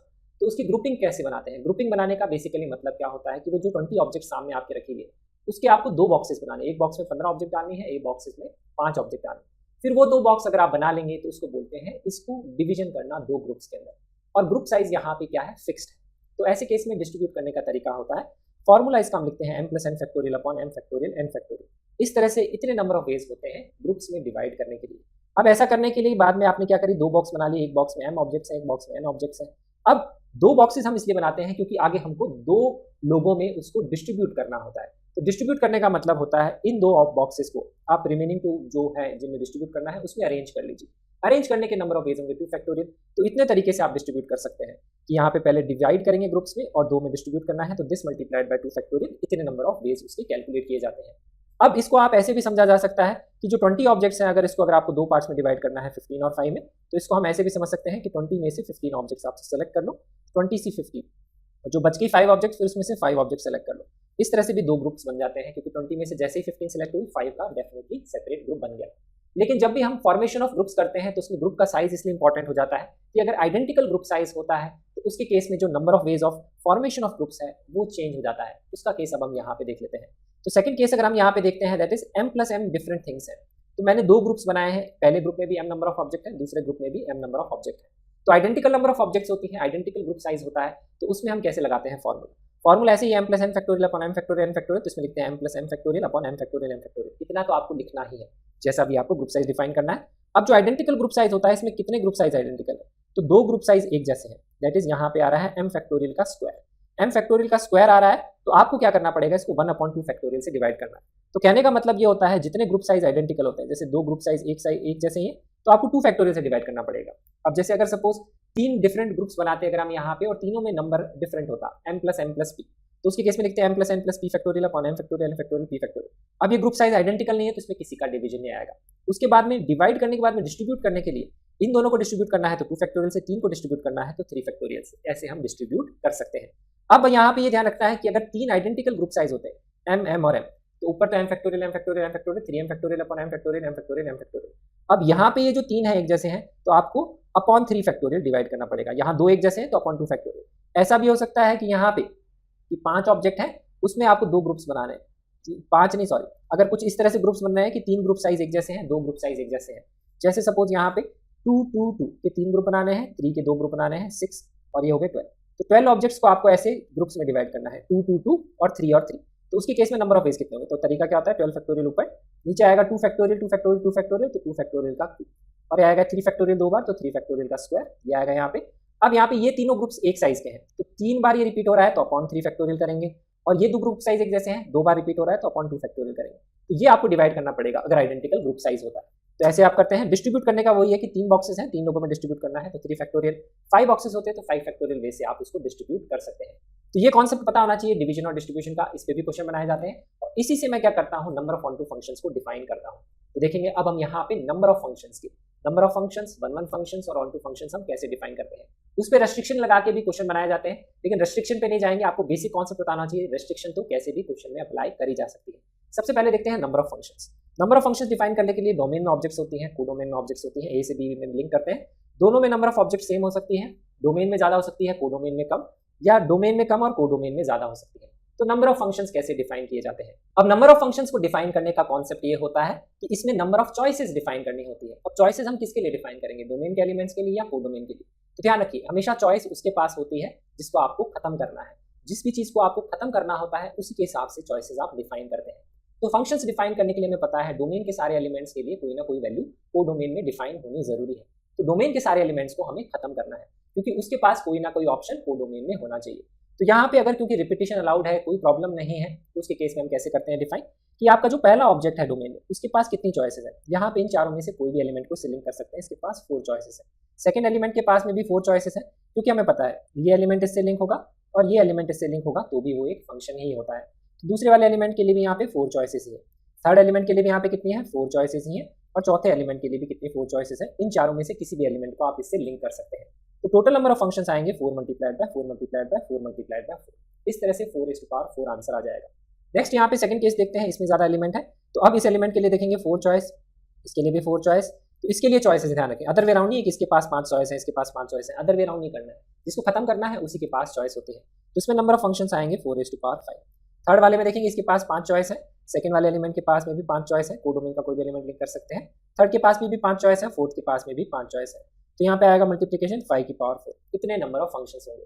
कुछ स्टूडेंट याद करते हैं डोमेन में m एलिमेंट्स, कोडोमेन में n एलिमेंट्स, n की पावर m की पावर n, उसमें वो कंफ्यूज रहते हैं। लेकिन ध्यान रखिए, चॉइसेस के हिसाब से ध्यान रखेंगे तो आपको कोई फॉर्मूला याद करने की जरूरत नहीं है, कॉन्सेप्ट क्लियर होना चाहिए कि डोमेन के एलिमेंट को हमेशा खत्म करना है। तो हर एलिमेंट के पास कितनी चॉइसेस होंगी कोडोमेन के हिसाब से आप डिफाइन कर देंगे, तो इतने नंबर ऑफ फंक्शंस आप आसानी से डिफाइन कर सकते हैं।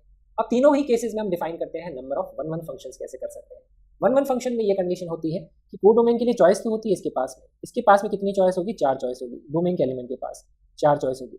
लेकिन जिससे भी ये लिंक हो जाएगा उस एलिमेंट से सेकंड एलिमेंट लिंक नहीं हो सकता है, क्योंकि को डोमेन का एलिमेंट डोमेन के एक एलिमेंट से लिंक हो सकता है, 1 1 का यही मतलब होता है। fx1 = fx2 है तो x1 = x2 ही होना चाहिए।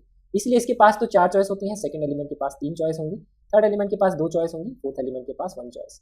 तो इस केस में नंबर ऑफ फंक्शंस आ जाएंगे 4 फैक्टोरियल। अब हम बात करते हैं सेकंड केस की। तो पहले एलिमेंट के पास कितनी चॉइस है, यहाँ पे 4 चॉइस है क्योंकि आपको दिख रही है। फिर सेकंड एलिमेंट के पास 3 चॉइस होंगी, थर्ड के पास 2 चॉइस होंगी, फोर्थ के पास 1 चॉइस होगी, पांच के पास तो कोई चॉइस ही नहीं है, लेकिन होनी तो चाहिए ना चॉइस, क्योंकि ये तो सारे के सारे खत्म करने हैं। तो जब भी डोमेन में ज्यादा एलिमेंट होंगे, को डोमेन में कम एलिमेंट होंगे, तो अगर आप इसको मल्टीप्लाई करेंगे तो 0 आएगा। नंबर ऑफ 1 1 फंक्शंस आप डिफाइन कर ही नहीं पाएंगे, इससे हमें ये पता लगता है नंबर ऑफ 1 1 फंक्शंस इस केस में होंगे 0, ये ध्यान रखिए।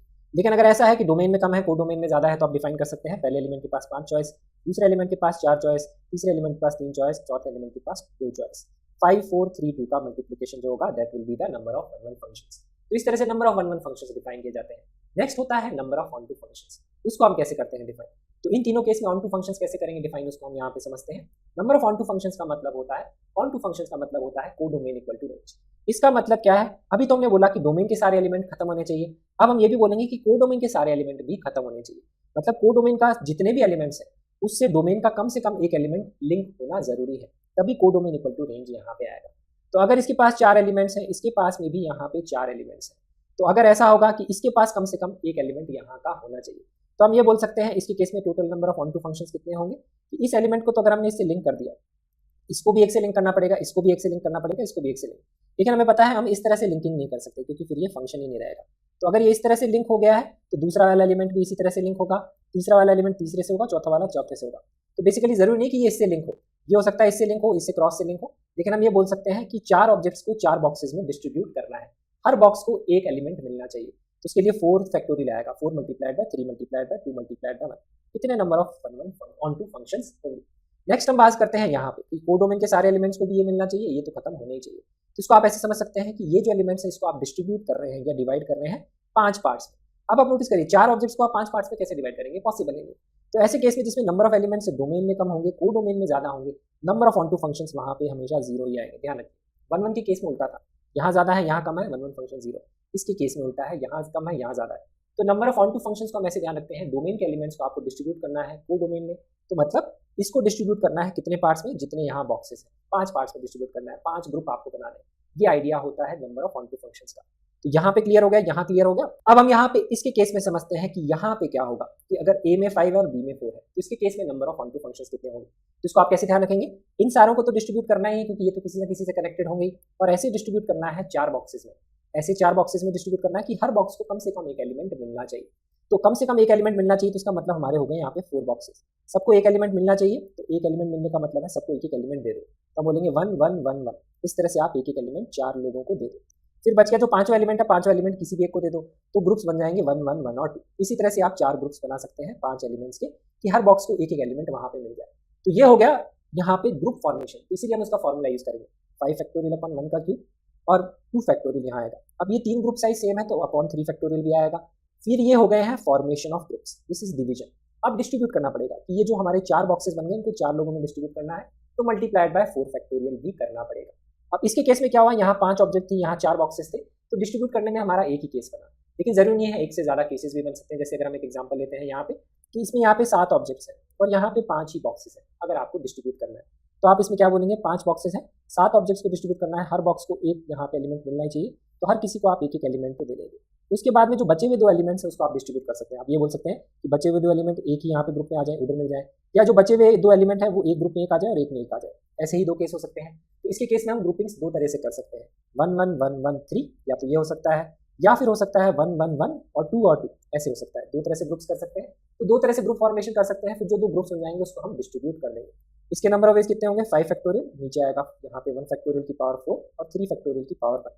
4 ग्रुप एक साइज के हैं तो अपॉन 4 फैक्टोरियल यहाँ आएगा। ये हो गया number of formation of groups. फिर उसको डिस्ट्रीब्यूट करेंगे 5 बॉक्सेस को 5 लोगों में, तो 5 फैक्टोरियल से करेंगे मल्टीप्लाई। यहाँ पे फॉर्मेशन ऑफ ग्रुप्स करेंगे 5 फैक्टोरियल, 7 फैक्टोरियल अपॉन 1 फैक्टोरियल का क्यूब, 2 फैक्टोरियल का स्क्वायर। 3 एक जैसे हैं तो 3 फैक्टोरियल से डिवाइड, 2 एक जैसे हैं तो 2 फैक्टोरियल से डिवाइड, और 5 बॉक्सेस को डिस्ट्रीब्यूट करेंगे 5 लोगों में तो मल्टीप्लाइड बाय 5 फैक्टोरियल। इनको अगर आप ऐड कर देंगे तो number of onto functions आपको मिल जाएगा। अब मजे की बात यह है कि ये वाला जो क्वेश्चन है जेईई एडवांस में आया है 2018 में, तो इस तरह का क्वेश्चन ये जेईई मेन में भी आ सकता है। तो इस तरह से number of one one functions या number of one to function से रिलेटेड क्वेश्चन बनाए जा सकते हैं। इसके अलावा जो रेस्ट्रिक्शन बेस्ड क्वेश्चन होता है उसमें ये होता है कि ये ऑब्जेक्टिव वैल्यू लेगा, ये नहीं लेगा, इस तरह के कितने भी क्वेश्चन बनाए जा सकते हैं। तो उसके लिए आपको प्रीवियस ईयर क्वेश्चंस की जरूर प्रैक्टिस करनी चाहिए। अब हम चलते हैं नेक्स्ट पार्ट की तरफ, दैट इज आइडेंटिकल ऑब्जेक्ट्स में से आप किस तरह से सिलेक्शन और अरेंजमेंट करते हैं। डिस्टिंक्ट ऑब्जेक्ट्स में से सिलेक्शन करने के लिए तो आप एनसीआर का फॉर्मूला यूज कर लेते हैं। आइडेंटिकल में से सिलेक्शन के कैसे क्वेश्चन आते हैं, जैसे यहाँ पे देखिए जेईई मेन 2018 का क्वेश्चन है, इस तरह के क्वेश्चन जेईई एडवांस में भी आते हैं। ध्यान रखिए, it's a very important concept. तो यहाँ पे क्या है, बैरक एक वर्ड है, उससे आपको 4 लेटर का वर्ड बनाना है। बैरक के अगर आप नंबर ऑफ लेटर्स काउंट करेंगे तो टोटल 7 लेटर। अगर आपको 7 लेटर से 7 लेटर का वर्ड बनाना होता तो टोटल नंबर ऑफ केसेस कैसे बोलते हैं कि आप ये बोलते हैं कि जितने आइडेंटिकल हैं 7 फैक्टोरियल अपॉन 2 फैक्टोरियल 2 फैक्टोरियल, उतने नंबर ऑफ वेज हो जाते हैं। लेकिन अगर हमें 7 में से 4 लेटर का वर्ड बनाना है, अब यहाँ पे 7 के 7 अगर डिस्टिंक्ट होते तो हम बोलते हैं 7C4 से सिलेक्शन करो, मल्टीप्लाइड बाय 4 फैक्टोरियल, अरेंजमेंट करो, नंबर ऑफ वर्ड्स आपके बन जाएंगे। लेकिन अब है ये आइडेंटिकल ऑब्जेक्ट्स, तो आइडेंटिकल में से आप कैसे सिलेक्शन करते हैं, तो उसके लिए 4 लेटर हम कैसे सिलेक्ट करेंगे, उसके कैसे नंबर ऑफ केसेस होते हैं उसको यहाँ समझेंगे। और उसी के केसेस के हिसाब से फिर number of ways to arrange हम यहाँ पे निकाल लेंगे 4 बॉक्सेस में, तो उसके हिसाब से हमें नंबर ऑफ वर्ड्स वहाँ पे मिल जाएंगे। तो अब यहाँ पे क्या होगा, number of ways to arrange है वो चेंज हो जाएगा। वो डिपेंड करेगा कि आपने लेटर्स कैसे सेलेक्ट किए हैं, आइडेंटिकल किए हैं या डिस्टिंक्ट किए हैं, क्योंकि 2 आर एक जैसे हैं, 2 एक जैसे हैं, बाकी तीनों क्या है, डिफरेंट है। तो अगर आपने यहाँ पे चारों के चारों यहाँ पे अगर डिस्टिंक्ट लिए तो अरेंजमेंट के लिए 4 फैक्टोरियल आएगा। अगर आपने यहाँ पे डिस्टिंक्ट की जगह क्या ले लिए, 2 ले लिए यहाँ पे सेम, तो हो जाएगा 4 फैक्टोरियल बाय 2 फैक्टोरियल। या फिर यहाँ पे क्या हो सकता है, 2 एक जैसे हों और बाकी 2 भी क्या हो, एक जैसे हों, 4 फैक्टोरियल बाय 2 फैक्टोरियल 2 फैक्टोरियल भी आ सकता है। तो हमें दिख रहा है कि यहाँ पे ये जो 4 लेटर्स हैं, ये 4 लेटर किस टाइप के होंगे उस पर डिपेंड करता है। तो हमेशा ध्यान रखेंगे आइडेंटिकल्स में से जब भी सिलेक्शन होता है वो टाइप पे डिपेंड करता है। अगर मैं आपको बताऊँ 100 एप्पल्स रखे हुए एक जैसे, उसमें से आपको एक एप्पल सेलेक्ट करना है तो उसका एक ही तरीका हो सकता है। 100 एप्पल्स हैं एक जैसे, उसमें से 10 एप्पल भी सेलेक्ट करने हैं तो उसका एक ही तरीका होता है। आइडेंटिकल में से बस ये डिपेंड करता है कितने नंबर सेलेक्ट कर रहे हैं, उसके हिसाब से तरीके चेंज होते हैं। अगर मैं बोलता हूँ कि 100 एप्पल रखे हुए हैं, उसमें से एक एप्पल सेलेक्ट करने का एक तरीका, 2 एप्पल सेलेक्ट करने का 2 तरीका, 3 एप्पल सेलेक्ट करने का तीसरा तरीका, 3 तरीके हो गए। अगर मैं बोल देता कि less than equal to 10 apple select करने के कितने तरीके होंगे, तो 10 तरीके होंगे। तो एक एप्पल सेलेक्ट करने का एक, 2 एप्पल को एक, 3 एप्पल को एक, ऐसे 10 तरीके हो जाएंगे। तो वो नंबर ऑफ वेज डिपेंड करते नहीं है, एक बार में सिलेक्शन करने का एक ही तरीका होता है। तो जब हम आइडेंटिकल में से सिलेक्शन करके अरेंजमेंट यहाँ पे करते हैं तो दोनों आइडेंटिकल हैं, या फिर यहाँ पे 2 आइडेंटिकल हैं 2 डिफरेंट है, या फिर 2 के 2 पेयर हैं, या चारों डिफरेंट है, ये 3 केस हो सकते हैं, वो सारे केस लेने पड़ेंगे। तो इसके केस में हम केसेस कैसे बनाते हैं, आप डिफरेंट और आइडेंटिकल का कॉम्बिनेशन बनाते हैं सिलेक्शन करते हो। पहला केस हम सबसे सिंपल लेते हैं कि चारों के चारों डिफरेंट आप सेलेक्ट कर लो, आइडेंटिकल एक भी सेलेक्ट मत करो। सबसे सिंपल केस यही होता है। 4 डिफरेंट कैसे सेलेक्ट करेंगे, तो जब मैं डिफरेंट की बात करता हूँ तो आइडेंटिकल का आप ये सोचिए ये है ही नहीं, ये है ही नहीं। आपके पास 1 2 3 4 5 टोटल 5 है, उसी में से आपको 4 सेलेक्ट करने हैं। क्योंकि अगर इन 5 में से 4 सेलेक्ट हो गए, ये तो क्या है एक्स्ट्रा दिए हैं, उसका कोई फायदा नहीं है। इन 5 में से अगर आप 4 सेलेक्ट कर लेंगे, 5 डिफरेंट टाइप में से 4 different type, 5C4 number of veg, तो उतने तरीके से आप सिलेक्शन कर सकते हैं 5 में से 4 डिस्टिंक्ट का। फिर उन 4 का अरेंजमेंट 4 जगह देखेंगे तो आंसर आएगा मल्टीप्लाइड बाय 4 फैक्टोरियल। इतने तरीके से फिर आप उसका अरेंजमेंट कर सकते हैं, उतने तरीके से फिर आपके नंबर ऑफ वर्ड्स यहाँ पे बन सकते हैं। अब ऐसे क्वेश्चन बनाए जाते हैं, like part of A question भी कई बार दिया होता है कि आपको बैरक लेटर में से इसमें से 4 लेटर का वर्ड बनाना है, इसमें से 2 एक जैसे हों और 2 डिफरेंट हो। ऐसा भी कई बार क्वेश्चन होता है। क्वेश्चन में इतना सही दिया हुआ 1 पार्ट, छोटा क्वेश्चन, इसमें क्या है सारे पार्ट लेने पड़ेंगे। तो डिफरेंट और आइडेंटिकल के आप 2 पार्ट्स बनाएंगे, आइडेंटिकल का नंबर चेंज करते जाएंगे, डिफरेंट का नंबर चेंज होगा, ऐसे ईजी होता है केसेस बनाना। तो अब हम बनाएंगे डिफरेंट और आइडेंटिकल का। आइडेंटिकल लेंगे तो 2 एक जैसे हो सकते हैं, या तो दोनों आर हो या दोनों ए। तो आइडेंटिकल में बोलेंगे हम एक पेयर हमने सेलेक्ट कर लिया, इसके हिसाब से 2 एक जैसे। तो अगर 2 यहाँ सेलेक्ट हो गए तो रिमेनिंग 2 होंगे डिफरेंट, वो वहाँ से सेलेक्ट करेंगे। नेक्स्ट केस हम ये लेंगे। अब एक पेयर हम कैसे सेलेक्ट कर सकते हैं, या तो दोनों ये कलर के हों या दोनों ये कलर के हों, तो 2 ही तरीके यहाँ हो सकते हैं। या आप ये बोल सकते हैं कि 2 एक जैसे होने वाले कितने टाइप्स हैं, 2 टाइप्स हैं, तो 2 में से कोई भी एक टाइप सेलेक्ट कर लो, जिसको आप 2C1 भी बोल सकते हो, वैसे भी आप इसको लिख सकते हो। उसके बाद में जैसे ही आपने एक टाइप सेलेक्ट कर लिया, सपोज ये टाइप आपने सेलेक्ट कर लिया, अब रिमेनिंग जो 2 डिफरेंट सेलेक्ट करने हैं वो आप किसमें सेलेक्ट करेंगे, remaining 4 different types of letter, क्योंकि एक टाइप आपका ऑलरेडी सेलेक्ट हो गया है। तो रिमेनिंग 4 में से अगर आप सेलेक्ट करेंगे यहाँ पे तो आएगा 4C2। अगर आपने ये ले लिया है तो भी आपका 4C2 ही आएगा। तो 2C1 हो गया, मतलब 2 टाइप्स में से आइडेंटिकल में से एक टाइप सेलेक्ट कर लिया, और रिमेनिंग 4 टाइप्स में से फिर हम 2 टाइप्स यहाँ पे सेलेक्ट कर लेंगे डिफरेंट के लिए, उसको मल्टीप्लाई कर लेंगे तो नंबर ऑफ वेज, और उसका फिर आप अरेंजमेंट लिखेंगे तो आपको पता है 2 एक जैसे हैं, बाकी 2 डिफरेंट है, तो आएगा 4 फैक्टोरियल बाय 2 फैक्टोरियल, यहाँ पे number of ways of arrangement आ जाएंगे। कितने वर्ड्स वो हो गए। तो हो सकता है ऐसा ही क्वेश्चन सिंपल एक पार्ट एग्जाम में आ जाए। नेक्स्ट यहाँ पे केस लेंगे डिफरेंट और आइडेंटिकल का। तो आइडेंटिकल हो सकता है दोनों के दोनों पेयर आपके आइडेंटिकल सिलेक्शन हो जाए, तो दोनों के दोनों पेयर सेलेक्ट हो जाए, तो मतलब 4 तो हो गए आइडेंटिकल, 4 आइडेंटिकल हो गए तो डिफरेंट फिर 0 ही होगा। 4 आइडेंटिकल सेलेक्ट करने का कितना तरीका है, उसको अगर आप यहाँ पे लिखना चाहेंगे तो 2 हैं, दोनों में से दोनों टाइप सेलेक्ट करने हैं, तो 2C2 लिख सकते हैं। आप बोल सकते हैं एक ही तरीका है कि चारों के चारों आइडेंटिकल हमने सेलेक्ट कर लिए। लेकिन अरेंजमेंट का लिखेंगे तो आएगा 4 फैक्टोरियल अपॉन 2 फैक्टोरियल 2 फैक्टोरियल, इसका अरेंजमेंट देना पड़ेगा, तभी नंबर ऑफ वेज ऑफ वहाँ पे आएंगे। अब अगर आप इसको और इसको ऐड कर देंगे तो टोटल नंबर ऑफ वेज आ जाएंगे, total number of 4 letter word जो आप बना सकते हैं। तो ऐसे हमेशा केसेस लेने होते हैं आइडेंटिकल में से जब भी सिलेक्शन करना है। तो डिफरेंट आइडेंटिकल आप 2 कॉलम बनाइए और उसमें वैल्यूज पुट करते जाइए, इस तरह से केसेस लीजिए। आइडेंटिकल में से जब भी सिलेक्शन करेंगे तो टाइप ऑफ आइडेंटिकल लेटर्स कितने हैं उस पर डिपेंड करेगा, तो हमेशा डिफरेंट टाइप्स पर डिपेंड करता है, ध्यान रखिए। और अगर एक टाइप सेलेक्ट हो जाता है तो दूसरे को भूलना नहीं है, वो रेड वाला यहाँ पे भी आ सकता है डिफरेंट है, अगर उसको एज ए सिंगल ऑब्जेक्ट की तरह आप ट्रीट करेंगे तो। अब हम यहाँ पे नेक्स्ट और लास्ट इंपॉर्टेंट टाइप कवर करते हैं कि आइडेंटिकल ऑब्जेक्ट्स को आप डिवाइड और डिस्ट्रीब्यूट कैसे करते हैं। लास्ट टाइप में हमने डिस्कस किया था कि उसको सेलेक्ट और अरेंज कैसे करते हैं, इसमें डिवाइड और डिस्ट्रीब्यूट कैसे करते हैं। तो इसमें क्या करना है, आपको सेलेक्ट और अरेंज नहीं करना है, क्योंकि सिलेक्शन में क्या है, नंबर ऑफ ऑब्जेक्ट्स कम हो जाती है, फिर उसको अरेंज आपको करना है। इसमें डिवाइड और डिस्ट्रीब्यूट करना है। जैसे अगर मैं आपको बोलता हूँ 10 एप्पल्स हैं और आपको 5 स्टूडेंट्स में डिस्ट्रीब्यूट करने हैं, तो आप क्या करेंगे, यहाँ पे 10 एप्पल्स को अलग अलग बॉक्सेस में डालेंगे और 5 बॉक्सेस बना के स्टूडेंट्स को दे देंगे। इसी तरह से आप उसको डिवाइड और डिस्ट्रीब्यूट करेंगे। तो उसका तरीका होता है, एक फास्ट तरीका होता है आइडेंटिकल ऑब्जेक्ट्स के लिए। डिस्टिंक्ट ऑब्जेक्ट्स का फॉर्मूला मैंने नंबर ऑफ फंक्शंस में आपको बताया था कैसे करते हैं। तो हमेशा क्वेश्चन में ध्यान से पढ़िए और आइडेंटिकल ऑब्जेक्ट्स क्या हिंट होते हैं, किस टाइप के क्वेश्चन है, ये भी मैं आपको यहाँ आइडिया देता हूँ। पहले उसका मेथड समझ लेते हैं। तो जब भी आइडेंटिकल ऑब्जेक्ट्स को डिस्ट्रीब्यूट किया जाता है डिफरेंट ऑब्जेक्ट्स में, डिफरेंट बॉक्सेस में, तो number of objects he important होती है। क्योंकि देखिए, अगर मैं बोल रहा हूँ कि यहाँ पे 10 एप्पल हैं और 5 बॉक्सेस में डालना है, तो एक बॉक्स में मैंने 3 एप्पल डाली, एक बॉक्स में मैंने 2 एप्पल डाली, बाकी जो 3 बॉक्सेस हैं उसमें 2, 2 और 1 ऐसे मैंने 5 बॉक्सेस बना लिए। तो यहाँ पे 5 बॉक्सेस मिला के 10 एप्पल्स वहाँ पे होगी, लेकिन उसमें वो डिपेंड ये करता है कि हर बॉक्स में कितनी एप्पल है, उसका ज़्यादा इंपॉर्टेंस है। उसी हिसाब से बॉक्स का क्या है, सिग्निफिकेंस है डिस्ट्रीब्यूशन की करते वक्त। तो ये चीज़ इंपॉर्टेंट है। तो डिवीजन जो है वो इंपॉर्टेंट है नंबर ऑफ ऑब्जेक्ट से, क्योंकि ऑब्जेक्ट तो सारी आइडेंटिकल है, तो उससे फर्क नहीं पड़ेगा। तो number of objects he importance होता है। तो इसका एक इंपॉर्टेंट मेथड होता है पार्टीशन मेथड, उसको समझते हैं कैसे अप्लाई किया जाता है। तो अगर n ऑब्जेक्ट्स को r बॉक्सेस में डिस्ट्रीब्यूट किया जाता है, जिसमें n आइडेंटिकल ऑब्जेक्ट है एक जैसी, तो r बॉक्सेस में डिस्ट्रीब्यूट करने का तरीका होता है, आप इन n आइडेंटिकल ऑब्जेक्ट्स के बीच में क्या करते हैं, पार्टीशंस बनाते हैं। जितने बॉक्सेस में डिस्ट्रीब्यूट करना है उससे एक कम पार्टीशन यहाँ पे बनाया जाता है। पार्टीशन बनाने से होता क्या है, देखिए, जितने भी बॉक्सेस हैं पार्टीशन के हिसाब से उसमें नंबर ऑफ ऑब्जेक्ट्स डिफाइन हो जाती है।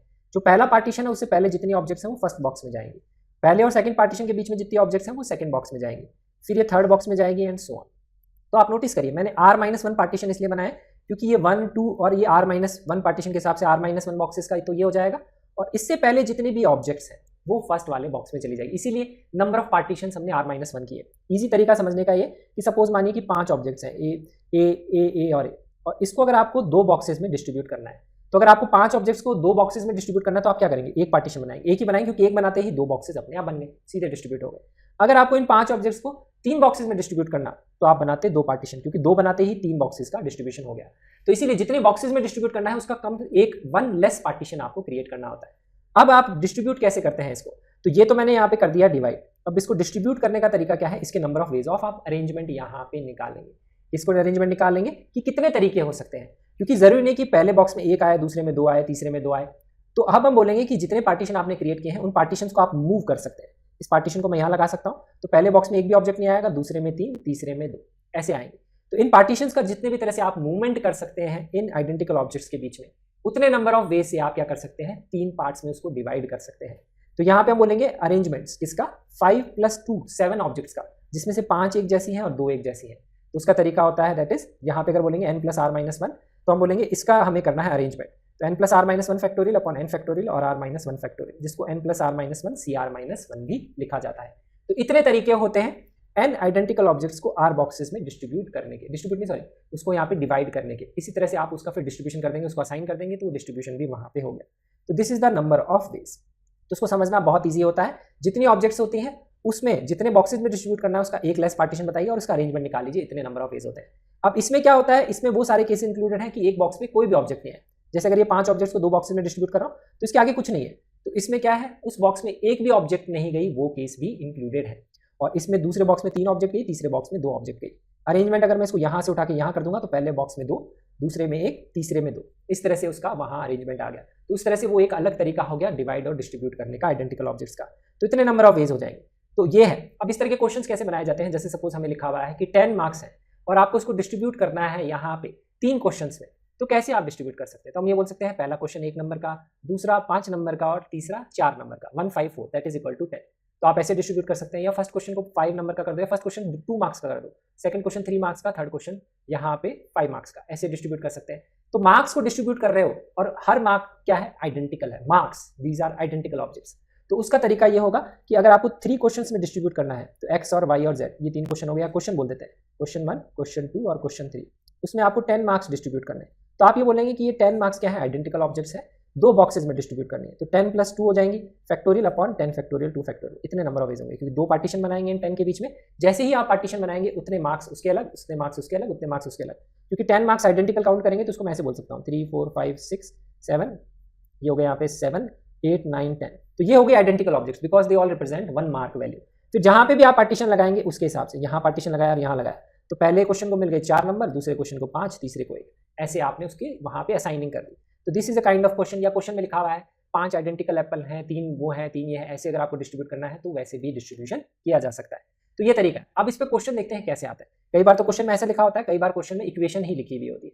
यहाँ पे जैसे लिखा हुआ है the total number of 3 digit number such that sum of digit is 10, sum of digit is 10 आपने यहाँ पे कर दिया है। तो इस तरह से लीनियर इक्वेशन के नंबर ऑफ सॉल्यूशन पूछे जाते हैं, x + y + z। अभी जो हमने फॉर्मूला देखा था तो ध्यान रखिए उसमें कंडीशन ये थी कि x is greater than equal to 0, क्योंकि हम किसी को भी 0 वैल्यू असाइन कर सकते हैं, y is greater than equal to 0, z is greater than equal to 0। अगर ऐसा होता तो हम बोलते थे कि 10 को 3 बॉक्सेस में डिवाइड करना है तो हम बोलते 10 + 2 c2, यही होता है यहाँ पे, यही फॉर्मूला था। अब ये 10 आइडेंटिकल ही है, क्योंकि इसको अगर 10 पार्ट्स में बोलेंगे 1 1 1 1 1, ये नंबर्स ही है, नंबर असाइन करेंगे, जिसको जितने नंबर देंगे उसकी वो वैल्यू हो जाएगी। तो इस तरह से हम उसको डिस्ट्रीब्यूट कर सकते हैं यहाँ पे इसको 3 बॉक्सेस में, ये आंसर आ जाता। लेकिन अब ध्यान रखिए इसमें क्वेश्चंस में डिफरेंट कंडीशन होती है। जैसे यहाँ पे देखिए क्वेश्चन में लिखा हुआ है कि x जो है वो 0 नहीं हो सकता। कैसे लिखा हुआ है? क्योंकि हमें पता है x 1 ही होगा या 1 से बड़ा होगा, क्योंकि अगर x 0 हो जाएगा तो 3 डिजिट नंबर बनेगा नहीं। y और z कुछ भी हो सकता है, 0 भी हो सकता है और उससे बड़ा भी हो सकता है। तो इस तरह से जब भी कंडीशन होती है कि वैसे तो अगर तीनों में ग्रेटर देन इक्वल टू 0 होता तो 10 + 2 c2 हो जाता, लेकिन अगर कोई भी वैल्यू किसी से बड़ी है तो उसको हम कैसे लिखते हैं, x - 1 greater than equal to 0। तो हम बोलते हैं t डिफाइन करते हैं x - 1 को, तो x की जगह हम 1 + t पुट कर देते हैं यहाँ पे। तो उसका मतलब क्या है, x की मिनिमम वैल्यू 1 है, तो आपने क्या बोला, इसको 1 दे दो। इसको जैसे ही 1 दिया तो यहाँ पे 9 रह जाएगा, तो आप बोलेंगे t + y + z = 9। इसके नंबर ऑफ सॉल्यूशन निकालो, जहाँ पे t greater than equal to 0 है, y भी और z भी, इसका हमें फॉर्मूला पता है 9 + 2 c2, ऐसे ही बोल सकते हैं, या 9 + 2 फैक्टोरियल अपॉन 9 फैक्टोरियल 2 फैक्टोरियल, इतने नंबर ऑफ वेज होते हैं। तो ध्यान रखिए इसमें x और y और z क्या है, दे आर होल नंबर। ऐसे डिफरेंट क्वेश्चंस बनाए जाते हैं, इसकी इक्वेशन के नंबर ऑफ सॉल्यूशन निकालो, तो उसमें वो लिख लेता है कि x y z तीनों क्या है, नेचुरल नंबर। अगर तीनों नेचुरल नंबर है तो x greater than 1, y greater than equal to 1, z greater than equal to 1, ये होगा। तो उसको मैं कैसे ध्यान रखता हूँ, तीनों की मिनिमम वैल्यू 1 है तो तीनों को 1 दे दो। आप ये बोलेंगे फिर हमें जो इक्वेशन के सॉल्यूशन निकालने हैं that is a + b + c = 7, क्योंकि तीनों को अगर मैंने 1 दे दिया तो यहाँ पे 10 में से तीनों 1 तो चले गए, तो बच गई 7 ऑब्जेक्ट। अब 7 ऑब्जेक्ट को 3 बॉक्सेस में डिस्ट्रीब्यूट करना है कि कम से कम ग्रेटर देन इक्वल टू 0 होना चाहिए, तो हम बोलेंगे उस केस में 7 + 2 c2, ये फॉर्मूला हम लगा लेंगे, ऐसे आंसर निकालेंगे। अगर क्वेश्चन लिखा होता कि x y z तीनों क्या है, इवन नंबर है, अगर इवन नंबर लिखा होता तो आप बोल देते हैं यहाँ पे 2a 2b 2c तीनों इवन नंबर है, आप ऐसे लिख लेते = 10। इस तरह से क्वेश्चन बनाए जाते हैं, तो हम बोलते हैं a + b + c = 5, फिर उसके नंबर ऑफ वेज आप निकाल लेते, क्योंकि ये 2a होता तो ये हो जाता 5 + 2 c2, ऐसे नंबर ऑफ वेज आप निकाल सकते हैं। तो ऐसे क्वेश्चन बनाए जाते हैं इस तरह से यहाँ पे लीनियर इक्वेशन के। अब इसमें एक अच्छा क्वेश्चन बनाया गया था दैट इज 2021 में, जिसमें प्रोडक्ट के हमें पॉजिटिव इंटीग्रल सॉल्यूशंस निकालने थे। तो प्रोडक्ट की अगर हम बात करते हैं तो इसमें कैसे बनेगा, तो इसके केस में क्या होगा, आपको सबसे पहले जो राइट में नंबर है उसके आप निकालेंगे प्राइम फैक्टर, तो वो 2³ और 3 की पावर बनाएगा। तो अब हमें पता है x y z जो भी होगा, जितने भी सॉल्यूशन होंगे, मतलब x y z के कितने पेयर होंगे, जो भी x होगा उसमें भी 2 की पावर और 3 की पावर ही होना चाहिए, y में भी 2 की पावर 3 की पावर, z में भी 2 की पावर 3 की पावर। तो ये मैंने यहाँ पे डिफाइन कर ली, 2 की पावर p q और r, 3 की पावर a b और c। अब यहाँ पे ये जो इक्वेशन है इसको मैं लिख सकता हूँ 2 की पावर p + q + r, क्योंकि x y z यही आएगा, और उसमें p + q + r कितना होना चाहिए, 3 होना चाहिए। ऐसे हम प्रोडक्ट वाले क्वेश्चन सॉल्व कर सकते हैं। और 3 की पावर में देखेंगे a + b + c, वो होना चाहिए 1, क्योंकि लेफ्ट और राइट में जो है प्राइम फैक्टर की पावर तो मैच करनी चाहिए। अब p + q + r = 3 होना चाहिए, तो इसमें p जो है वो ग्रेटर देन इक्वल टू 0 हो सकता है, क्योंकि अगर p 0 हो जाएगा तो ये 1 हो जाएगा, तो वो पॉसिबल है यहाँ पे, q भी greater than equal to 0, r भी ग्रेटर देन इक्वल टू 0। तो अब ये वैसे क्वेश्चन हो गया, 3 आइडेंटिकल ऑब्जेक्ट्स को 3 बॉक्सेस में डिस्ट्रीब्यूट करना है, तो 2 पार्टीशन बनाएंगे, 3 + 2 c2 या 3 + 2 factorial upon 3 factorial 2 factorial answer आ जाएगा। इसके लिए लिखेंगे तो a + b + c = 1, तो यहाँ पे आ जाएगा, एक ऑब्जेक्ट को 3 बॉक्सेस में डिवाइड करना है तो 2 पार्टीशन बनाएंगे, तो 1 + 2 फैक्टोरियल अपॉन 1 फैक्टोरियल 2 फैक्टोरियल, या आप बोल सकते हैं इसको लिख सकते हैं 1 + 2 3 c2, आप इसको ऐसे भी लिख सकते हैं 3 नंबर ऑफ वेज। तो इसके नंबर ऑफ सॉल्यूशंस निकालने थे, तो ये वैल्यू आ जाएगी दैट इज इक्वल टू 10, इसके नंबर ऑफ सॉल्यूशंस हो जाएंगे 3, तो यहाँ पे 5 c2 ये 10 हो जाएगा, ये हो जाएगा 3 c2 3, तो नंबर ऑफ वेज कितने होंगे, इसके जितने सॉल्यूशन होंगे मल्टीप्लाइड बाय इसके जितने सॉल्यूशन, क्योंकि उसी हिसाब से आएंगे दैट इज 30, तो total number of positive integral solutions इतने होंगे। तो इस तरह से इसको सॉल्व कर सकते हैं। तो ये ध्यान रखेंगे, इस टाइप के क्वेश्चंस एग्जाम में बनाए जा सकते हैं, डिवीजन और डिस्ट्रीब्यूशन ऑफ आइडेंटिकल ऑब्जेक्ट्स पे। तो ये हमारा यहाँ पे पीएनसी का जो भी था रिवीजन था, प्रीवियस ईयर क्वेश्चन का एनालिसिस था, इंपॉर्टेंट पॉइंट्स का रिवीजन कंप्लीट हो गया। अगर आपको ये वीडियो अच्छा लगे तो लाइक जरूर करिएगा, शेयर करिएगा अपने फ्रेंड्स के साथ में और सब्सक्राइब करना मत भूलिएगा हमारा YouTube channel. Thank you so much for watching this video and I will see you in the next video.